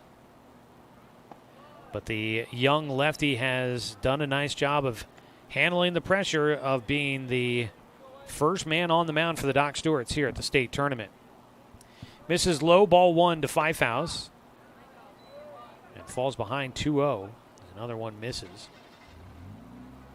Fivehouse out of West Albany High School, class of 2026. 2-0 pitch misses inside from Wade, and he falls behind 3-0. I want to say congrats to the Umpqua Valley Cal Ripken 12U team. They were playing in the Pacific Northwest Regional, and actually I forgot to write down where that tournament was being held, but they were taking on Kennewick, Washington in the semifinals of that tournament. Unfortunately lost today 7-2. Ooh. Close one missing for ball 4. 4-pitch walk issued to Fivehouse, the 5-hitter in the lineup. Fivehouse, a fielder's choice to end the inning in the first, gets on with a walk here. Third walk issued for Molitor. And that's going to prompt some activity down in the bullpen for the Docs. Isaiah Blankenship, serving as the bullpen catcher for the Docs today, will head on down to the dugout. Or excuse me, down to the bullpen. Strike called on an off-speed pitch at the top of the zone here to Kaysen Jacobs, who struck out swinging in the second. Don't see who the Docs are sending down there to get warmed up, start getting loose. Did see Blankenship head down that direction. The 0-1 is fouled away for strike two by Jacobs. And the Marketmen, they've got double barrels going on in their bullpen, have a couple of arms getting loose down there. One of them a lefty, one of them just wrapping up. The 0-2 here from Molitor is high and inside. Day one of the state tournament here, just the second game of the tourney.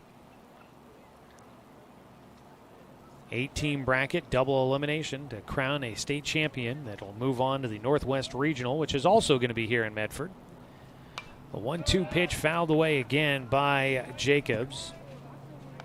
Medford, the host team in the state tournament, they knew all season long they would be playing in this tournament as the host team, and they've known all season long they'll be playing in the next tournament here at Harry and David. As a 1-2 pitch, again fouled away by Jacobs. Staying alive at the plate. No matter how things go for Medford here in this tourney, they'll be hosting the Northwest Regional, so they get the automatic berth in that one as well. So that leaves 7 other teams hoping to try and move on and join the Mustangs in that tournament as the Oregon State representative. Another foul ball here. Kaysen Jacobs has fouled off like 4 or 5 in a row. Battling with the 2 strikes against him, a 1-2 count. It's Wade Molitor. A man at first. Nobody out here in the bottom of the 4th. A 2-1 lead for Corvallis, and Molitor will step off. The Northwest Regional features Alaska, Hawaii, Idaho, Montana, Oregon, Washington, and Wyoming.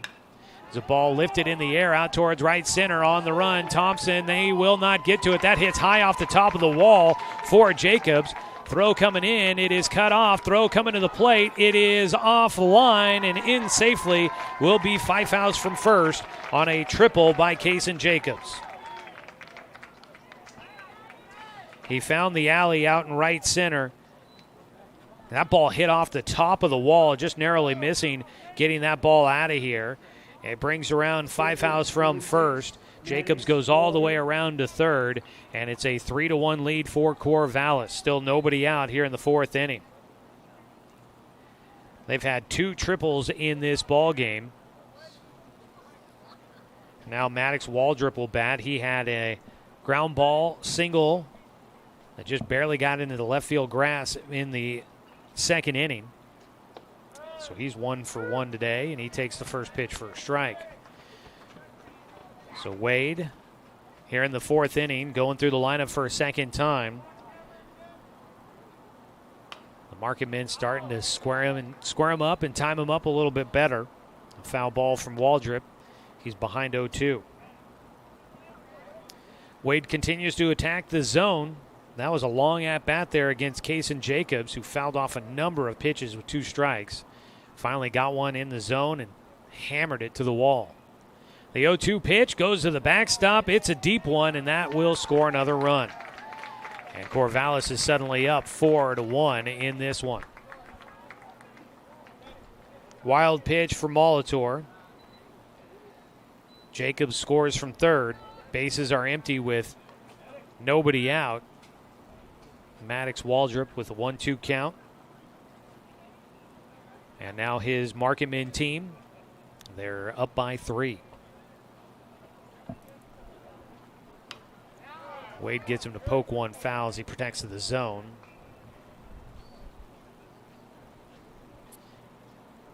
Grayson Coate is throwing down in the bullpen for the Doc Stewarts at the moment.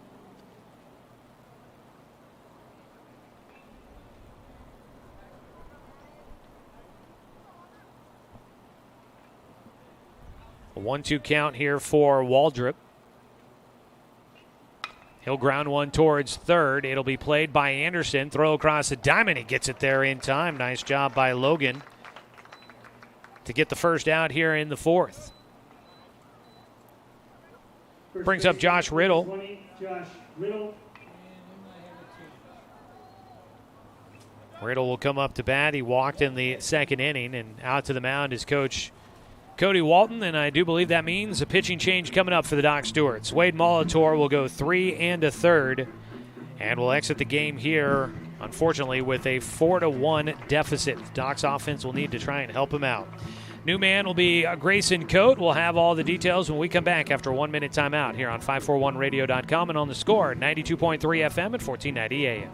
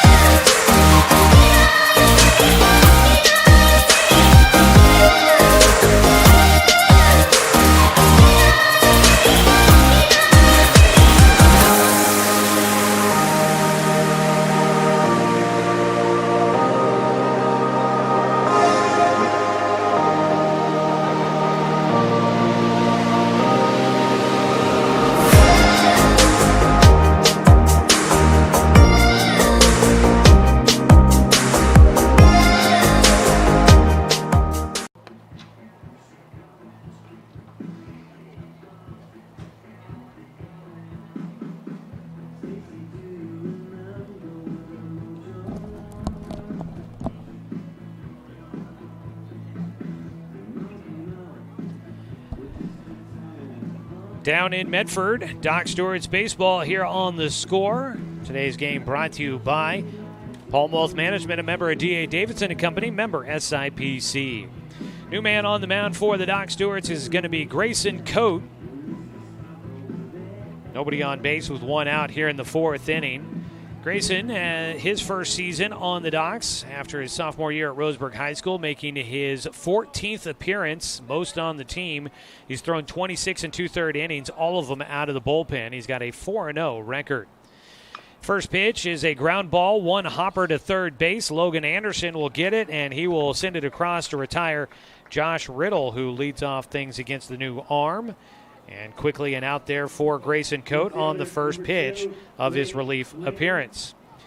2 down, and the next batter will be Blake Linton, who might have been told.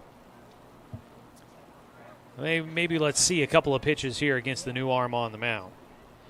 Grayson outside on the first pitch, 1-0 count.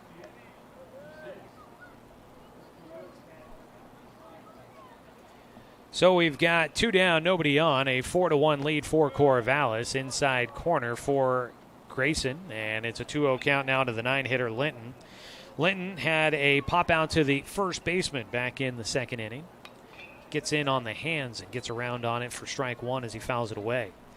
4-0 record for Grayson on the mound this year. He does have one save as well, a 3.94 ERA, 16 strikeouts to 12 walks. Ball fouled down the third base side. It's a 2-2 count. Linton, the left fielder, in the 9 hole. Out of West Albany High School, graduating this year, earned third-team All-State honors as an outfielder. Waits on the 2-2 pitch from Coate, and it was over the plate but low. So Wade Molitor goes 3 1/3 in this one. Looked pretty good for a stretch in this ball game, but Corvallis started to get some activity against him. Just a couple of big hits, really the big difference in this one. A triple in the third and a triple here in the fourth, helping set things up for the Marketmen. Wade only giving up 4 hits total. The 3-2 pitch gets by for ball 4, down to first base. Linton will get on, and the top of the order will come up against the new arm. Shortstop, number 4, Ben Weiss. So a 2-out walk issued to Linton. He's on at first. Top of the order. Ben Weiss will come up to bat for a third time. Last time up had a triple to the left center field alley. Throw over to first base by Coate, not in time. Winner of this one plays at 7 o'clock tomorrow. The loser will play at 1 o'clock tomorrow in an elimination game. Coate, off-speed pitch for a strike on the outside corner to Weiss. Tomorrow, Docs will play either the...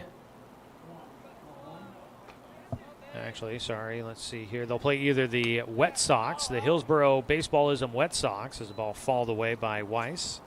0-2 count.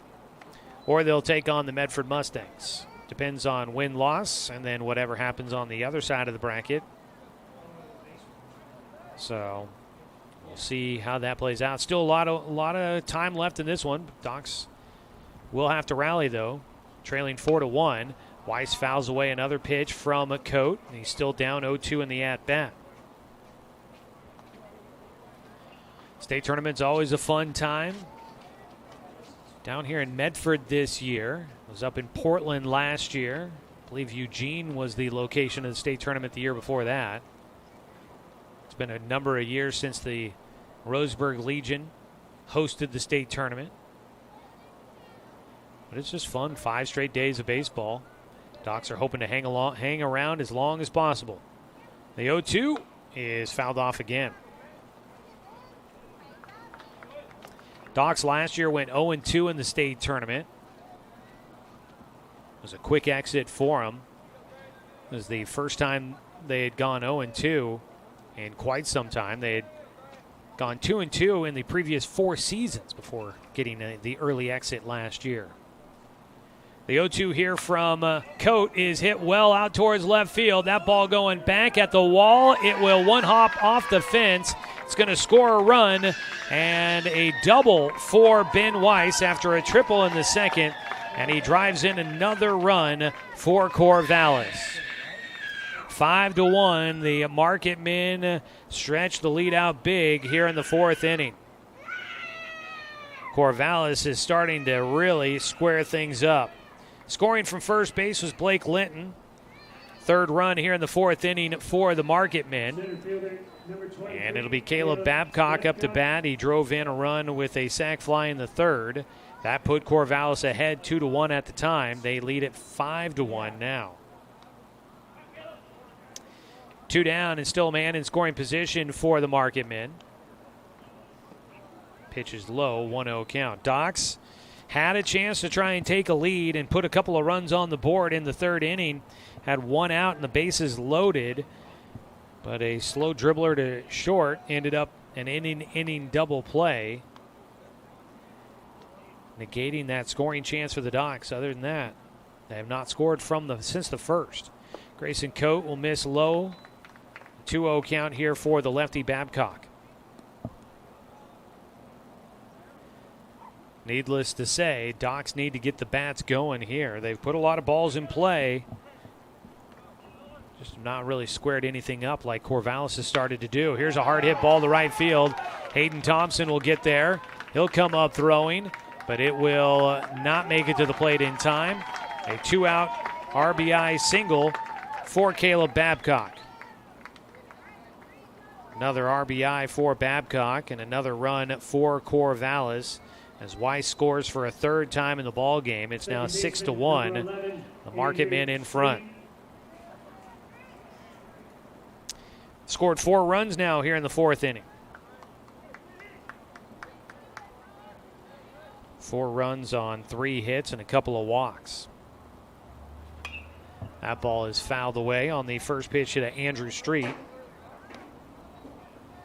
The book will now be closed on Wade Molitor.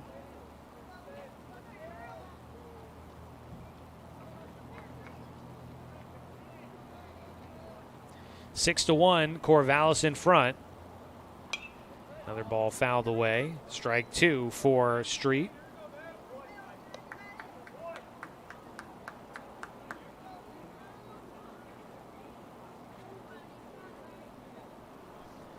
Grayson Coate on in relief, trying to get the Docs through this fourth inning. He needs one more out. His 0-2 pitch to Street.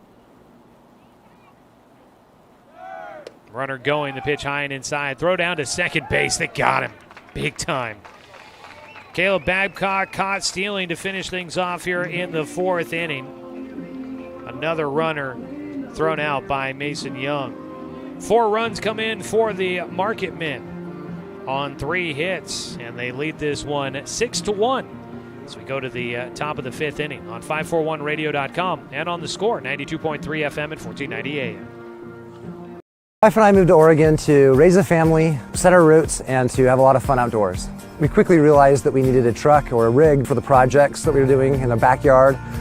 When we were looking to find a place to finance our truck, we asked our patients, and everyone recommended Cascade Community Credit Union. It was so easy to work with Cascade. Everything was done via email, phone, and we didn't even need to go in. I can't wait to finish up the projects in the backyard, go on more adventures in our truck with our boys, and I look forward to working with Cascade again in the future. Successful companies have a very important secret. Good advertising works and makes them money. That's why your business should contact Lotus Media Group. Let us help you cash in with multimedia advertising. Multiple touches from Douglas County's only Google certified partner and most effective advertising platform. Web, broadcast, print. Make it happen. LotusMediaGroupLLC.com. For Roseburg, at the top of the 5th, the right fielder, number 14, Hayden Thompson, Paxton Burke, and Tegan Sprague, our 3 batters due up as we begin the 5th inning here in Medford. Day 1 of the state tournament. Docs trailing Corvallis 6-1 at this point in time, looking to rally. First pitch to Thompson is hit down the line, but foul into the bullpen. Well, close to the bullpen there for Corvallis down the left field side. That'll be strike 1 to start things off for Thompson, who was a strikeout victim in the second. Caden Schaefer continues to throw for Corvallis here into the 5th inning. Today's game brought to you by Roseburg Country Club. It's the 0-1 pitch. That ball again towards left field, but again fouled off by Thompson. He has been around on the inside corner a couple of times. Established back in 1922, the Roseburg Country Club offers an 18-hole course with excellent year-round playability. You can find out more at roseburgcountryclub.com. Hayden Thompson has been out in front on a couple of pitches. The 0-2 count. Schaefer goes to the off-speed, misses outside with the breaking ball. Kind of wondered if he might try to slow it down a little bit there on Thompson, as he had been out in front of things. The 1-2. Popped him up, right side. Not very deep. The second baseman going out. Andrew Street will make the catch. And the leadoff man retired for the Docs here in the 4th inning. That is now 5 straight batters retired for Caden Schaefer. Back in the 3rd inning, he walked 2 and hit a batter to load the bases. But that inning-ending double play got him out of the jam, and since then he's been able to keep the Docs off the bases. First pitch, a strike on the outside corner to Paxton Burke. Burke has been an aggressive hitter at the plate so far. He's been attacking early in the at-bat. He is 0 for 2 in the game. He will fly one out of play. And he's behind 0-2.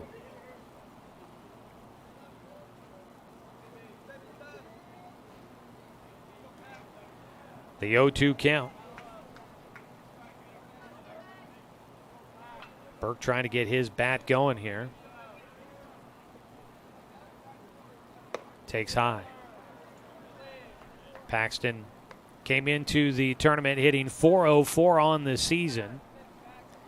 Out of the leadoff spot for the Docs. He's been there all season long. The switch hitter batting lefty against the righty Schaefer. Chops one right side high. Bounding ball towards second. Charging in. The throw to first. In time. Oof. That was close there again for the Doc Stewarts, and from up here, I don't know, but I'm a long way away from that play. Another ground out for Paxton Burke, 2 down. It's not an easy call one way or the other, but Tegan Sprague will bat. He is 0 for 1 in the game, walked in the 3rd inning. Docs have just not been able to get any sort of run going against Caden Schaefer here. The walks definitely were an issue early. He has not issued a walk since the 3rd inning. And it seemed like the Docs were doing a good job of getting contact against him, but they have just not been able to string together any hits. Schaefer allowing just the 1 hit, a double back in the 1st inning by Christian Corba. 1-0 pitch is hit well out towards left field, but it'll be playable. And underneath it is Blake Litton as the Docs go down 1-2-3 once again. And they are down to their final 6 outs to work with, trailing by 5. No runs, no hits, no errors. Nobody left on base. We'll go to the bottom of the 5th inning. Docs trying to keep it close as they trail Corvallis 6-1 here on 541radio.com and on the Score 92.3 FM and 1490 AM. To us, pizza the way it ought to be isn't just our slogan. It's our promise and our passion to give you the best dining experience and the best tasting pizza you expect. For over 40 years, we've been making pizza the way it ought to be. Handmade with the freshest and finest ingredients. Our dough is made fresh daily, and we use 100% whole milk mozzarella cheese and toppings edge to edge. There's pizza, and then there's Mountain Mike's Pizza. Pizza the way it ought to be. At Roseburg Disposal, we're dedicated to meeting your garbage service needs. Started in 1932 by brothers Norm and Orville John, Roseburg Disposal continues to be owned and operated by the John family today, now in its 3rd generation. Providing residential and commercial garbage disposal and recycling, we serve the greater Roseburg area. Invested in our community, our company has participated in many community projects, both financially and through donated services. Committed to our customers and our community, Roseburg Disposal. We head to the bottom of the 5th inning, 6-1. Corvallis in control of things here at the moment. Grayson Coate on the mound will continue to throw. He'll face Andrew Street, who was at the plate when the inning came to an end in the 4th. First pitch swinging away. He'll sky one out towards right field. Sprague going over, and he will not make the catch in foul territory. You had Sprague and Thompson both chasing that one, and it'll get down in foul territory for strike 1 to Andrew Street. Today's game is brought to you by Gibbs RV Superstore. You got to get to Gibbs, where RV means real value. That's a tough one there. It kind of looked like both right field and second base could have had a chance to get to that one, but the wind is blowing in from left field. I think the wind just kept carrying that ball away from Tegan Sprague, who kept looking like he thought he was in the right spot, and the ball just kept moving on him. The 0-1 pitch here. That ball is hit out towards the alley, is going to get down, and it's another extra base hit for Corvallis. Gaylor will cut it off. Up to second base goes Street. Corvallis, the first meeting between these two teams, Corvallis had 3 extra base hits in that matchup. This is now 4 in this one. You've got 2 doubles and 2 triples for the Marketmen. They are finding the alleys on almost every time they put the ball in play. Leadoff double. 7th hit in the ball game for Corvallis. And it'll bring up A.J. Altishin, the DH, who's 1 for 2 with an RBI in this one. First time facing off against Grayson Coate. Outside, the runner cut off the bag, throw down to second base. Can they get the tag down in time? No. Nice throw by Mason Young. Out at second base, Andrew Street got off the bag quite a bit, saw that ball go into the dirt, thought about trying to take an extra 90. Had to hustle back to the bag, and the throw just a hair behind. A 1-0 count at the plate for Al Altishin. Grayson, an off-speed pitch, changeup, called a strike on the corner. It is a 6-1 lead for Corvallis, but a man in scoring position with nobody out to start things here in the 5th inning. Coates 1-1. Called a strike on the corner. Wade Molitor, the starter for the Docs, goes 3 1/3 inning, allowed 4 runs on 4 hits, 3 walks, and 3 strikeouts. A 1-2 pitch here for Coate against the cleanup hitter Altishin. Misses low. Altishin is again 1 for 2 in the game. 7 hits now total in this one for Corvallis. They've had a hit in every frame. Put 4 runs up in the 4th inning to really stretch this thing open. It was just a 2-1 game at that time. The 4-run 4th gives Corvallis a comfortable lead here in their first game at the state tournament, the Area 3 champions. Coate delivers off speed, grounder foul, third base side.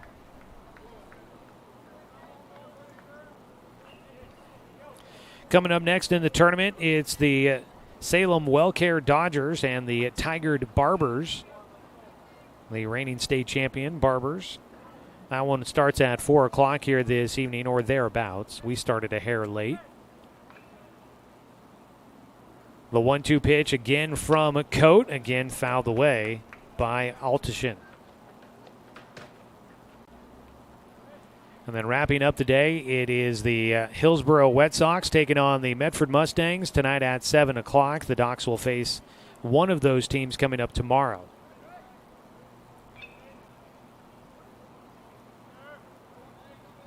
The pitch from Coate is ripped down the left field side, foul. That one slicing into foul territory for Altishin.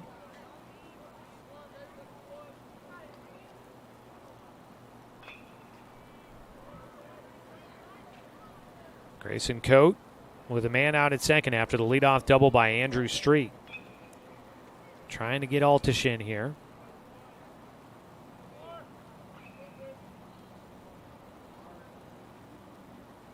Grounder foul again. Man, Corvallis, you've got to give them a ton of credit in this ball game. They have not been easy outs at the plate. Wade Maltor did get 3 strikeouts. But as this game has gone on, the Marketmen, even with 2 strikes, they have been fouling off a ton of pitches. Sprague will step off. Out at second base, Tegan Sprague was covering the bag. Might have gotten a signal from Mason Young behind the plate to get him to step off the bag. Delivery in for Coate. Another one fouled away. And as you might expect, the home plate umpire needing some fresh baseballs here after this battle for the cleanup hitter, A.J. Altishin. He has sent balls flying all over the ballpark here today, and specifically in this at-bat. Grayson Coate came in the 4th inning. Coate's given up 2 hits, 2 runs so far. Actually make that 3 hits if you add in the first hit here in this 5th inning. He's trying to get it out here. He's battling with A.J. Altishin. Coate delivers off speed. It's lifted out towards center field. Going back is Corba. He will make the catch, falls to a knee, and the runner tags and heads to third. Not sure if the wind played with that one a bit out there, but Corba seemed to be tangled up. And he went to a knee to make the catch. So a long fly ball out for A.J. Altishin, and Andrew Street tags up and advances 90 feet to get closer to home. With 1 out, the Marketmen looking to add some more insurance, leading by 5. It's Jaden Fifehouse, who drew a walk his last time up. Takes on the inside corner for ball 1.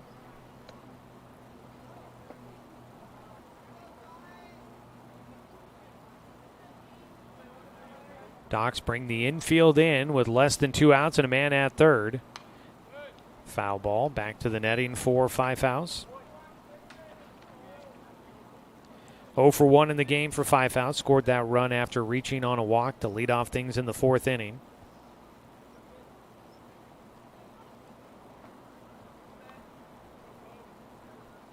The 1-1 outside, 2-1 count. For the Doc Stewarts, they're down to their final 6 outs to play with in this first game of the tournament. They'll have Anderson, Corba, and Wirtz due up in the 6th inning. Jaden Fifehouse at the plate right now with Andrew Street at third base for Corvallis. A back pick down to third is offline. It's a 3-1 count here for Fifehouse.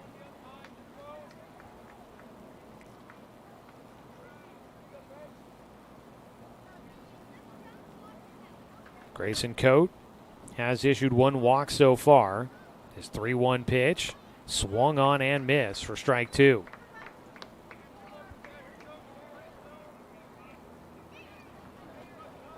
Doc's going with a couple of young arms in game 1 of the state tournament. Wade Molitor and now Grayson Coate will be a junior next year at Roseburg High.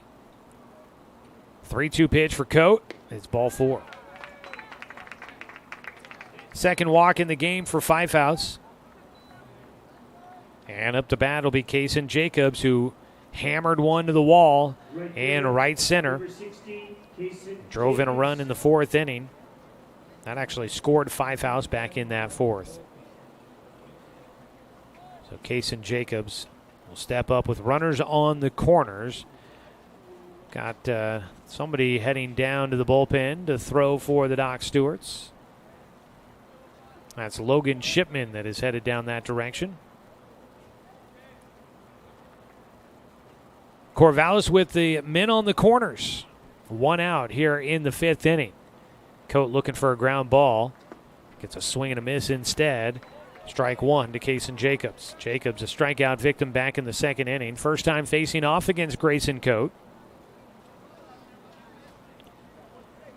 Obviously a tournament here, so you're hoping to be here, but you never really do know how long you'll go. So you might be looking to save arms as that ball belted high in the air out towards left field into the wind. That ball dropped at the warning track by Gaylor. A run will score, and everybody is safe. Gaylor was just shy of the warning track by a step. He had a read on that one, and it goes right off his glove. A playable ball out in deep left field, and the youngster out of Sutherland High could not haul it in. That's probably going to be an RBI for Jacobs, as it was. And then the drop fly ball gets him on base. Up to third base goes Pfeifhaus. Scoring was Street, and it's now 7-1, Corvallis in front. Runners at second and third with just 1 out. First error in the game for the Doc Stewarts. Ball fouled away on the first pitch to Maddox Waldrop. A lot of youth on this Doc's team. I don't know if nerves have a play in that one for Quinn Gaylor, but that was a ball that definitely should have been caught. 1-1 count here for Waldrop. With 1 out, the Docs play with the infield in, runners at second and third. Even with the wind blowing in, Corvallis has been hammering balls all over. As a pitch low and outside. It's a 2-1 count.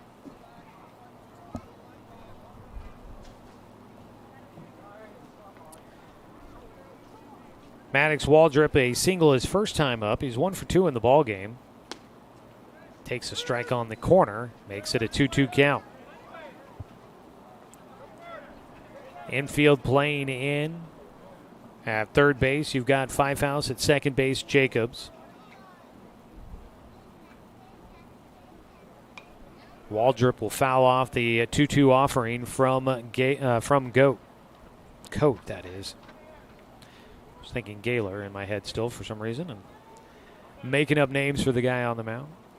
Now the wind is blowing in, but man, Corvallis, they have hammered the ball here today. They have gotten around on some pitches. Breaking ball is low for Grayson. Count goes full. First base is open. The first baseman, Josh Riddle, waits on deck. Coates' full count pitch is going to miss high for ball 4. Another walk issued for Coate. That's 3 total. And we are going to get a visit out to the mound. It's head coach Cody Walton. And he is going to make a pitching change here. Logan Shipman is the man throwing in the bullpen. It looks like it'll be him next for the Doc Stewarts. And we will be back after a 1-minute timeout here on 541radio.com and on the Score, 92.3 FM and 1490 AM. Need to expand your portfolio? Consolidate your investments with Palm Wealth Management. Our trusted team makes it easy to diversify and track your investments. Let Palm Wealth Management coordinate your financial strategy. Call Palm Wealth Management today. Looking for more local sports coverage? CBS Sports Radio 1490 The Score has you covered. Check out our homepage at 541radio.com for sports stories, scores, and podcasts. And follow us on social media. 1490 The Score is on Twitter, Facebook, and Instagram. And take the station with you wherever you go with the 541 Radio app. Download the app in your smartphone's app store and get access to a live stream of the station, sports stories, podcasts, and easy messaging with the station and others. When it comes to finances, it can be hard to know what's in your best interest. Experience the strength of advice at Palm Wealth Management. From education and estate planning to retirement and the unexpected, we can help. Call Palm Wealth Management today.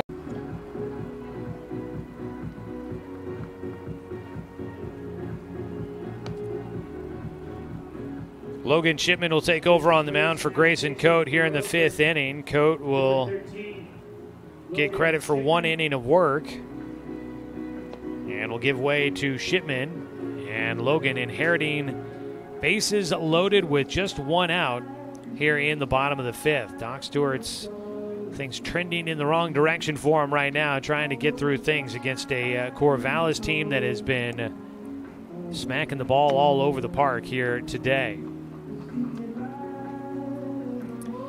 Today's ball game is brought to you by McClendon Smokehouse, a family-owned meat shop and smokehouse offering a wide selection, plus fresh produce, baked goods, and a general grocery selection. Stop by and check them out at West Harvard Avenue in Roseburg. Don't forget to stick around in the post-game show. We will name your Champion Car Wash Player of the Game. You can make your car or truck shine like tonight's Player of the Game. Visit Champion Car Wash, where you can sparkle without the splurge. Celebrating 30 years in Roseburg, it's Champion Car Wash.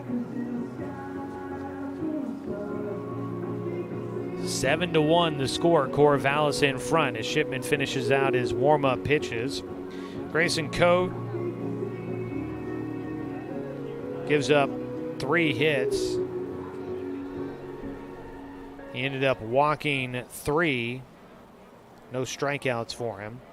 Not the sharpest outing there for Coate. And right now he's credited with 3 runs allowed, but he leaves the bases loaded that would add to that total. Unless Logan Shipman can find a way to get the Docs out of this jam here, they need 2 outs. The bases are loaded. First pitch swinging, and it's a line drive into right field. A base hit for Josh Riddle. 1 run will score. A second run coming to the plate. It is cut off at the last second by Shipman. Might have been a tough play at home for Mason Young. And 2 runs will score on the single by Josh Riddle. Runners on the corners. So 2-run single to right field, opposite field single. Fivehouse scores, so does Kaysen Jacobs. All the way around to third base. My assumption that might be a courtesy runner out there. Yes, that is Sterling Holland that had come in to run for Max Waldrop. He's all the way around to third. Runners on the corners with 1 out. First pitch low and outside. Ball 1 now to Blake Linton, the left fielder in the 9 spot in the lineup. 3 runs in total here in the 5th inning at the moment. It is 9-1. And Corvallis might start thinking, trying to end this one early. High and inside, a 2-0 count. Kind of crazy to say after this game was just a 2-1 ball game after 3 innings. But 4 runs in the 4th and another 3 here in the 5th. Corvallis with 2 more runs could put this game to bed early. High and away, a 3-0 count for Shipman against the 9-hitter Linton, who walked in his last at-bat. Walks have been a big bugaboo today for the Doc Stewarts. They've given up 6. 3-0. And instead of getting a walk, it's hit by pitch for Blake Linton.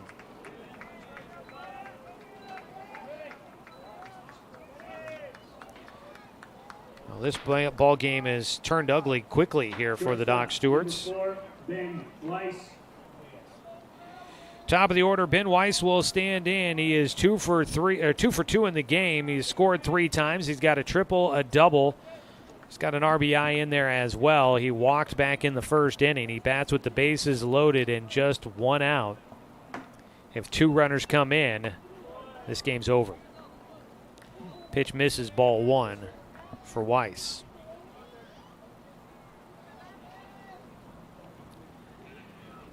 Shipman, the 1-0, is fouled away for strike 1. I want to say thanks again to our pregame show sponsor, Roseburg Disposal. Let them make the run of the dump for you. Give them a call at 673-7122. The 1-1 in for a strike.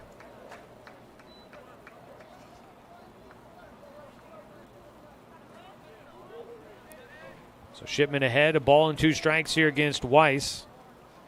Doc's trying to get him for the first time today. Fouls one away.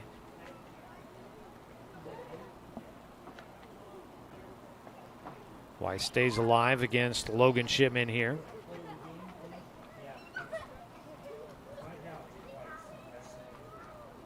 The 1-2 delivery for Shipman. Ground ball towards third. It gets into the left field. 1 run will score. Gaylor up with it. They're going to put the brakes on late. Everybody back to their bags. 1 run will score on the single through the left side. And Ben Weiss, his 3rd hit in the game, drives in his 2nd run of the game. He's on base for a 4th time. And it is 10-1. And the base is still loaded with 1 out for Corvallis. This game has escalated quickly.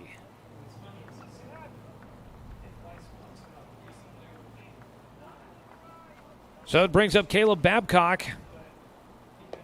If he can drive in a run, it will finish things off. Starts off with a called strike from Shipman. The lefty is 1 for 2 today. He's got a couple of RBIs. Last time was a single through the right side for a run scored by, let's see here, I think that he drove in Ben Weiss in that at bat. Don't think he's going to have a chance to drive in Weiss in this one. The game would come to an end if that if he's able to drive in just any of the runners on base. Ball is fouled away for strike 2. This would be big for Corvallis. They've only used Caden Schaefer in this ball game. And so while he may, I'm not sure where his pitch count is, but they have not had to burn any other arms in the first game of the tournament. That definitely sets you up a little bit better. A 2-1 pitch here for Shipman. The infield playing in. Ground ball, first base side. That'll be the ball game. Into right field. 1 run will score. And this one will be over at 11-1. So it's done after 5 innings. We don't even get through the 5th. An RBI for Babcock, his 3rd in the game. And coming in to score was Josh Riddle to make it an 11-1 game. That one turned in a hurry against the Doc Stewarts. Final score 11-1.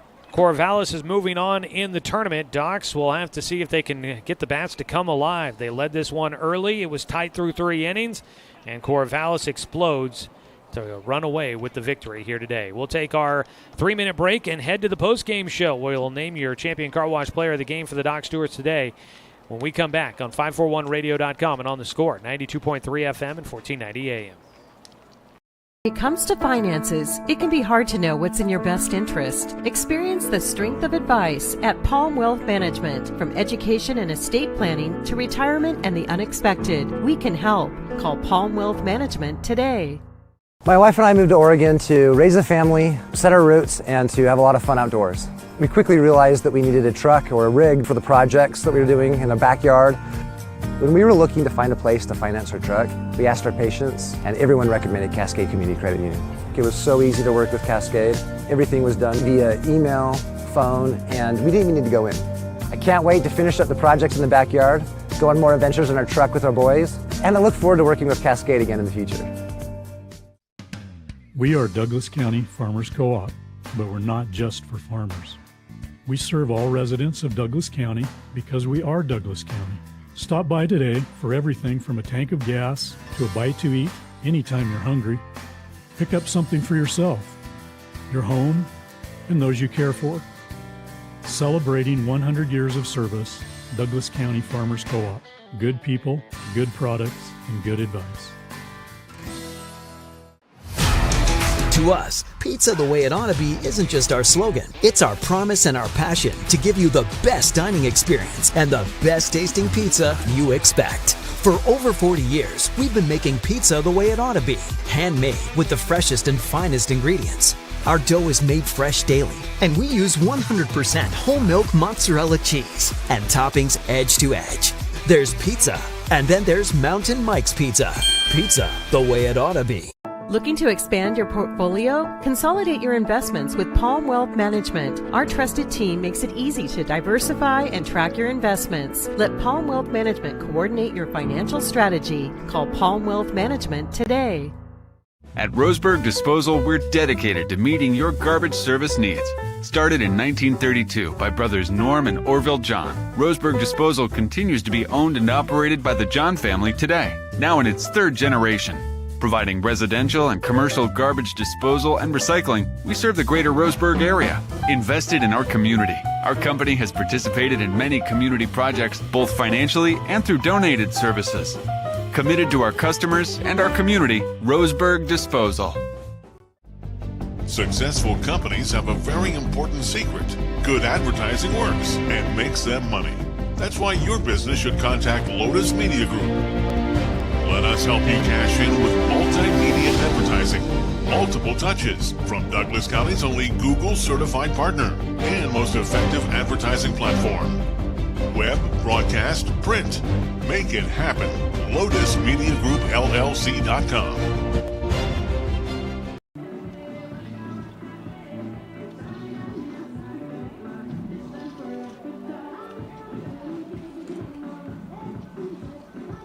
Back here in Medford as the Roseburg Dr will fall to the elimination game tomorrow afternoon at 1 o'clock after a tough one here in Game 1 from the state tournament. Things started out at seemingly on the right foot as the Docs took a 1-0 lead in the top of the first inning against Corvallis, but the Marketmen tied it up, remained tied until the third inning when Corvallis scratched out a run and led 2-1. But Corvallis gets 4 in the fourth and 5 in the fifth, and they walk it off with a 10-run Mercy Rule victory. It ends after just 5 innings, an 11-1 victory for Corvallis. That game escalated quickly. Looking at the final numbers here, 1 run, 1 hit, and 1 error. 4 men left on base for the Roseburg Dr. Stewarts, powered by Abby's Pizza, and the Corvallis Girding Builders Marketmen. 11 runs on 10 hits, no errors, and 2 men left on base. The win goes to Caden Schaefer, who pitched 5 innings, allowed 1 run on 1 hit, 4 walks, 4 strikeouts, and 1 hit batter. Wade Molitor takes the loss. He goes 3 1/3 inning, allowed 4 runs on 4 hits, 3 walks, and 3 strikeouts for the young lefty. Docs will go to 19-13 on the season overall, and Corvallis is now 24-11 on the year, and they've got 2 wins against the Doc Stewarts this season. Oh boy, not the way the Docs wanted to start things off. It early on looked like it was a great start to this postseason. Wade was pitching well. The Docs able to get some offensive momentum going, but they could not take advantage of a bases-loaded situation in the third inning. An inning-ending double play would finish things off there, and they do not get a single run with the bases loaded and just 1 out. And that was kind of the end of it there for the Doc Stewarts. They did not get a man on base after that point. So credit to Caden Schaefer for settling in after giving up 4 walks and a hit batter. He looked a little shaky at times, but he settled in and retired 7 straight to finish out the ball game.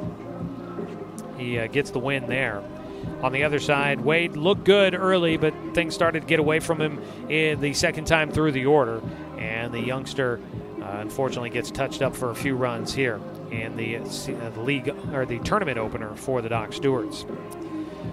So for Corvallis, they get a win. They move on. They'll face the winner between the Hillsboro Baseballism Wet Sox and the Medford Road Credit Union Mustangs. They play tonight at 7 o'clock here at Harry and David Field.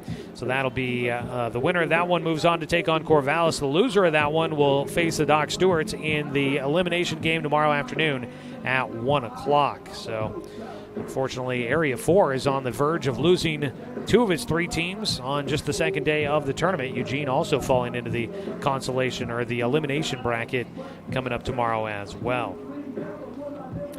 Let's see here. Taking a look at some offensive numbers in this one. The Docs just one hit. It was Christian Corba, an RBI double in the first inning.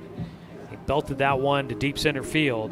Drove in the 1 run of the game. Logan Anderson coming in to score after reaching on a walk. He walked twice in this ball game.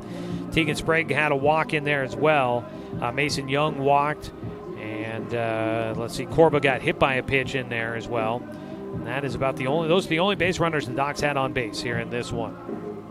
On the other side, Ben Weiss was 3 for 3 in the game. A walk his first at-bat, then a triple, a double, and a single. He drove in 2, scored 3 times. Caleb Babcock was 2 for 3 in the game with a couple of singles, drove in 3 runs. Andrew Street was 1 for 3 with a double and a run scored. A.J. Altishin 1 for 3 with a RBI bloop single.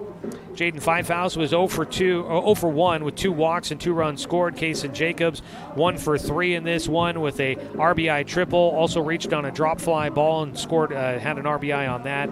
He scored twice in the game. Maddox Waldrop was 1 for 2 with a single and a walk, scored a run. Josh Riddle was 1 for 2 with an RBI, 2 RBI single and a run scored. Blake Linton was 0 for 1 with hit by a pitch and a walk in this one. He also scored a run in the game for Corvallis. So the Marketmen, they're rolling into the second round of the state tournament tomorrow, and they will look to take out either Hillsboro or Medford tomorrow. Doc Stewarts will play at 1 o'clock tomorrow afternoon, trying to keep their season alive for at least one more game. It's time now to name our Champion Car Wash player of the game for the Roseburg Dr. Stewarts. You can make your car or truck shine like today's player of the game. Visit Champion Car Wash, where you can sparkle without the splurge. Celebrating 30 years in Roseburg, it's Champion Car Wash. Your player of the game is going to be Christian Corba, driving in the only run of the game, having the only hit in the game for the Doc Stewarts. So he is your player of the game today for the Stewies. Well, the team will have the evening to try to regroup and turn the page, see if they can erase this one from their memories, and then get ready to be on the brink of elimination coming up tomorrow. Again, we will start at about 1 o'clock tomorrow is the game time. We will start with our pregame at about 12:45. We'll have the game on the radio as well as streaming online at 541radio.com and on the 1490 The Score YouTube channel. So make sure to follow along with us tomorrow as the Doc Stewarts try to keep their season going. I want to say thanks to the Medford Mustangs hosting the state tournament here this season, putting on a good show out here, doing a great job and doing all the work to keep the field in great condition. So thanks to them for having us down here for today's ball game. And thanks to the executive director of the Douglas County Baseball Association, Jake Whistler, head coach Cody Walton, and the entire Doc Stewarts baseball program for allowing us to bring you another season of Doc Stewarts baseball here on The Score. I want to say thanks to Dale Cranford back in the studio for the radio production here today. And as always, a thanks to you, the fan, for tuning in for today's broadcast, because, of course, without you, I'm just a guy sitting here talking to myself. I'm Joey Keeran. We'll be back to action coming up tomorrow. Before we sign off, let's go ahead and pause real quick for a station identification. This is Doc's Baseball on The Score.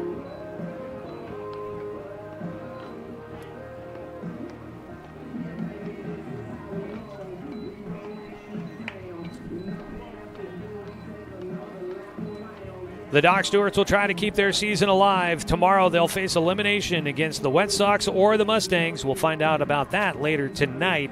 We'll have all the details. You can check 541radio.com for updates on who the opponents, the tournament, and everything you need to follow the state tournament here from Medford. We'll have all the details there at 541radio.com for you coming up later on this afternoon and evening.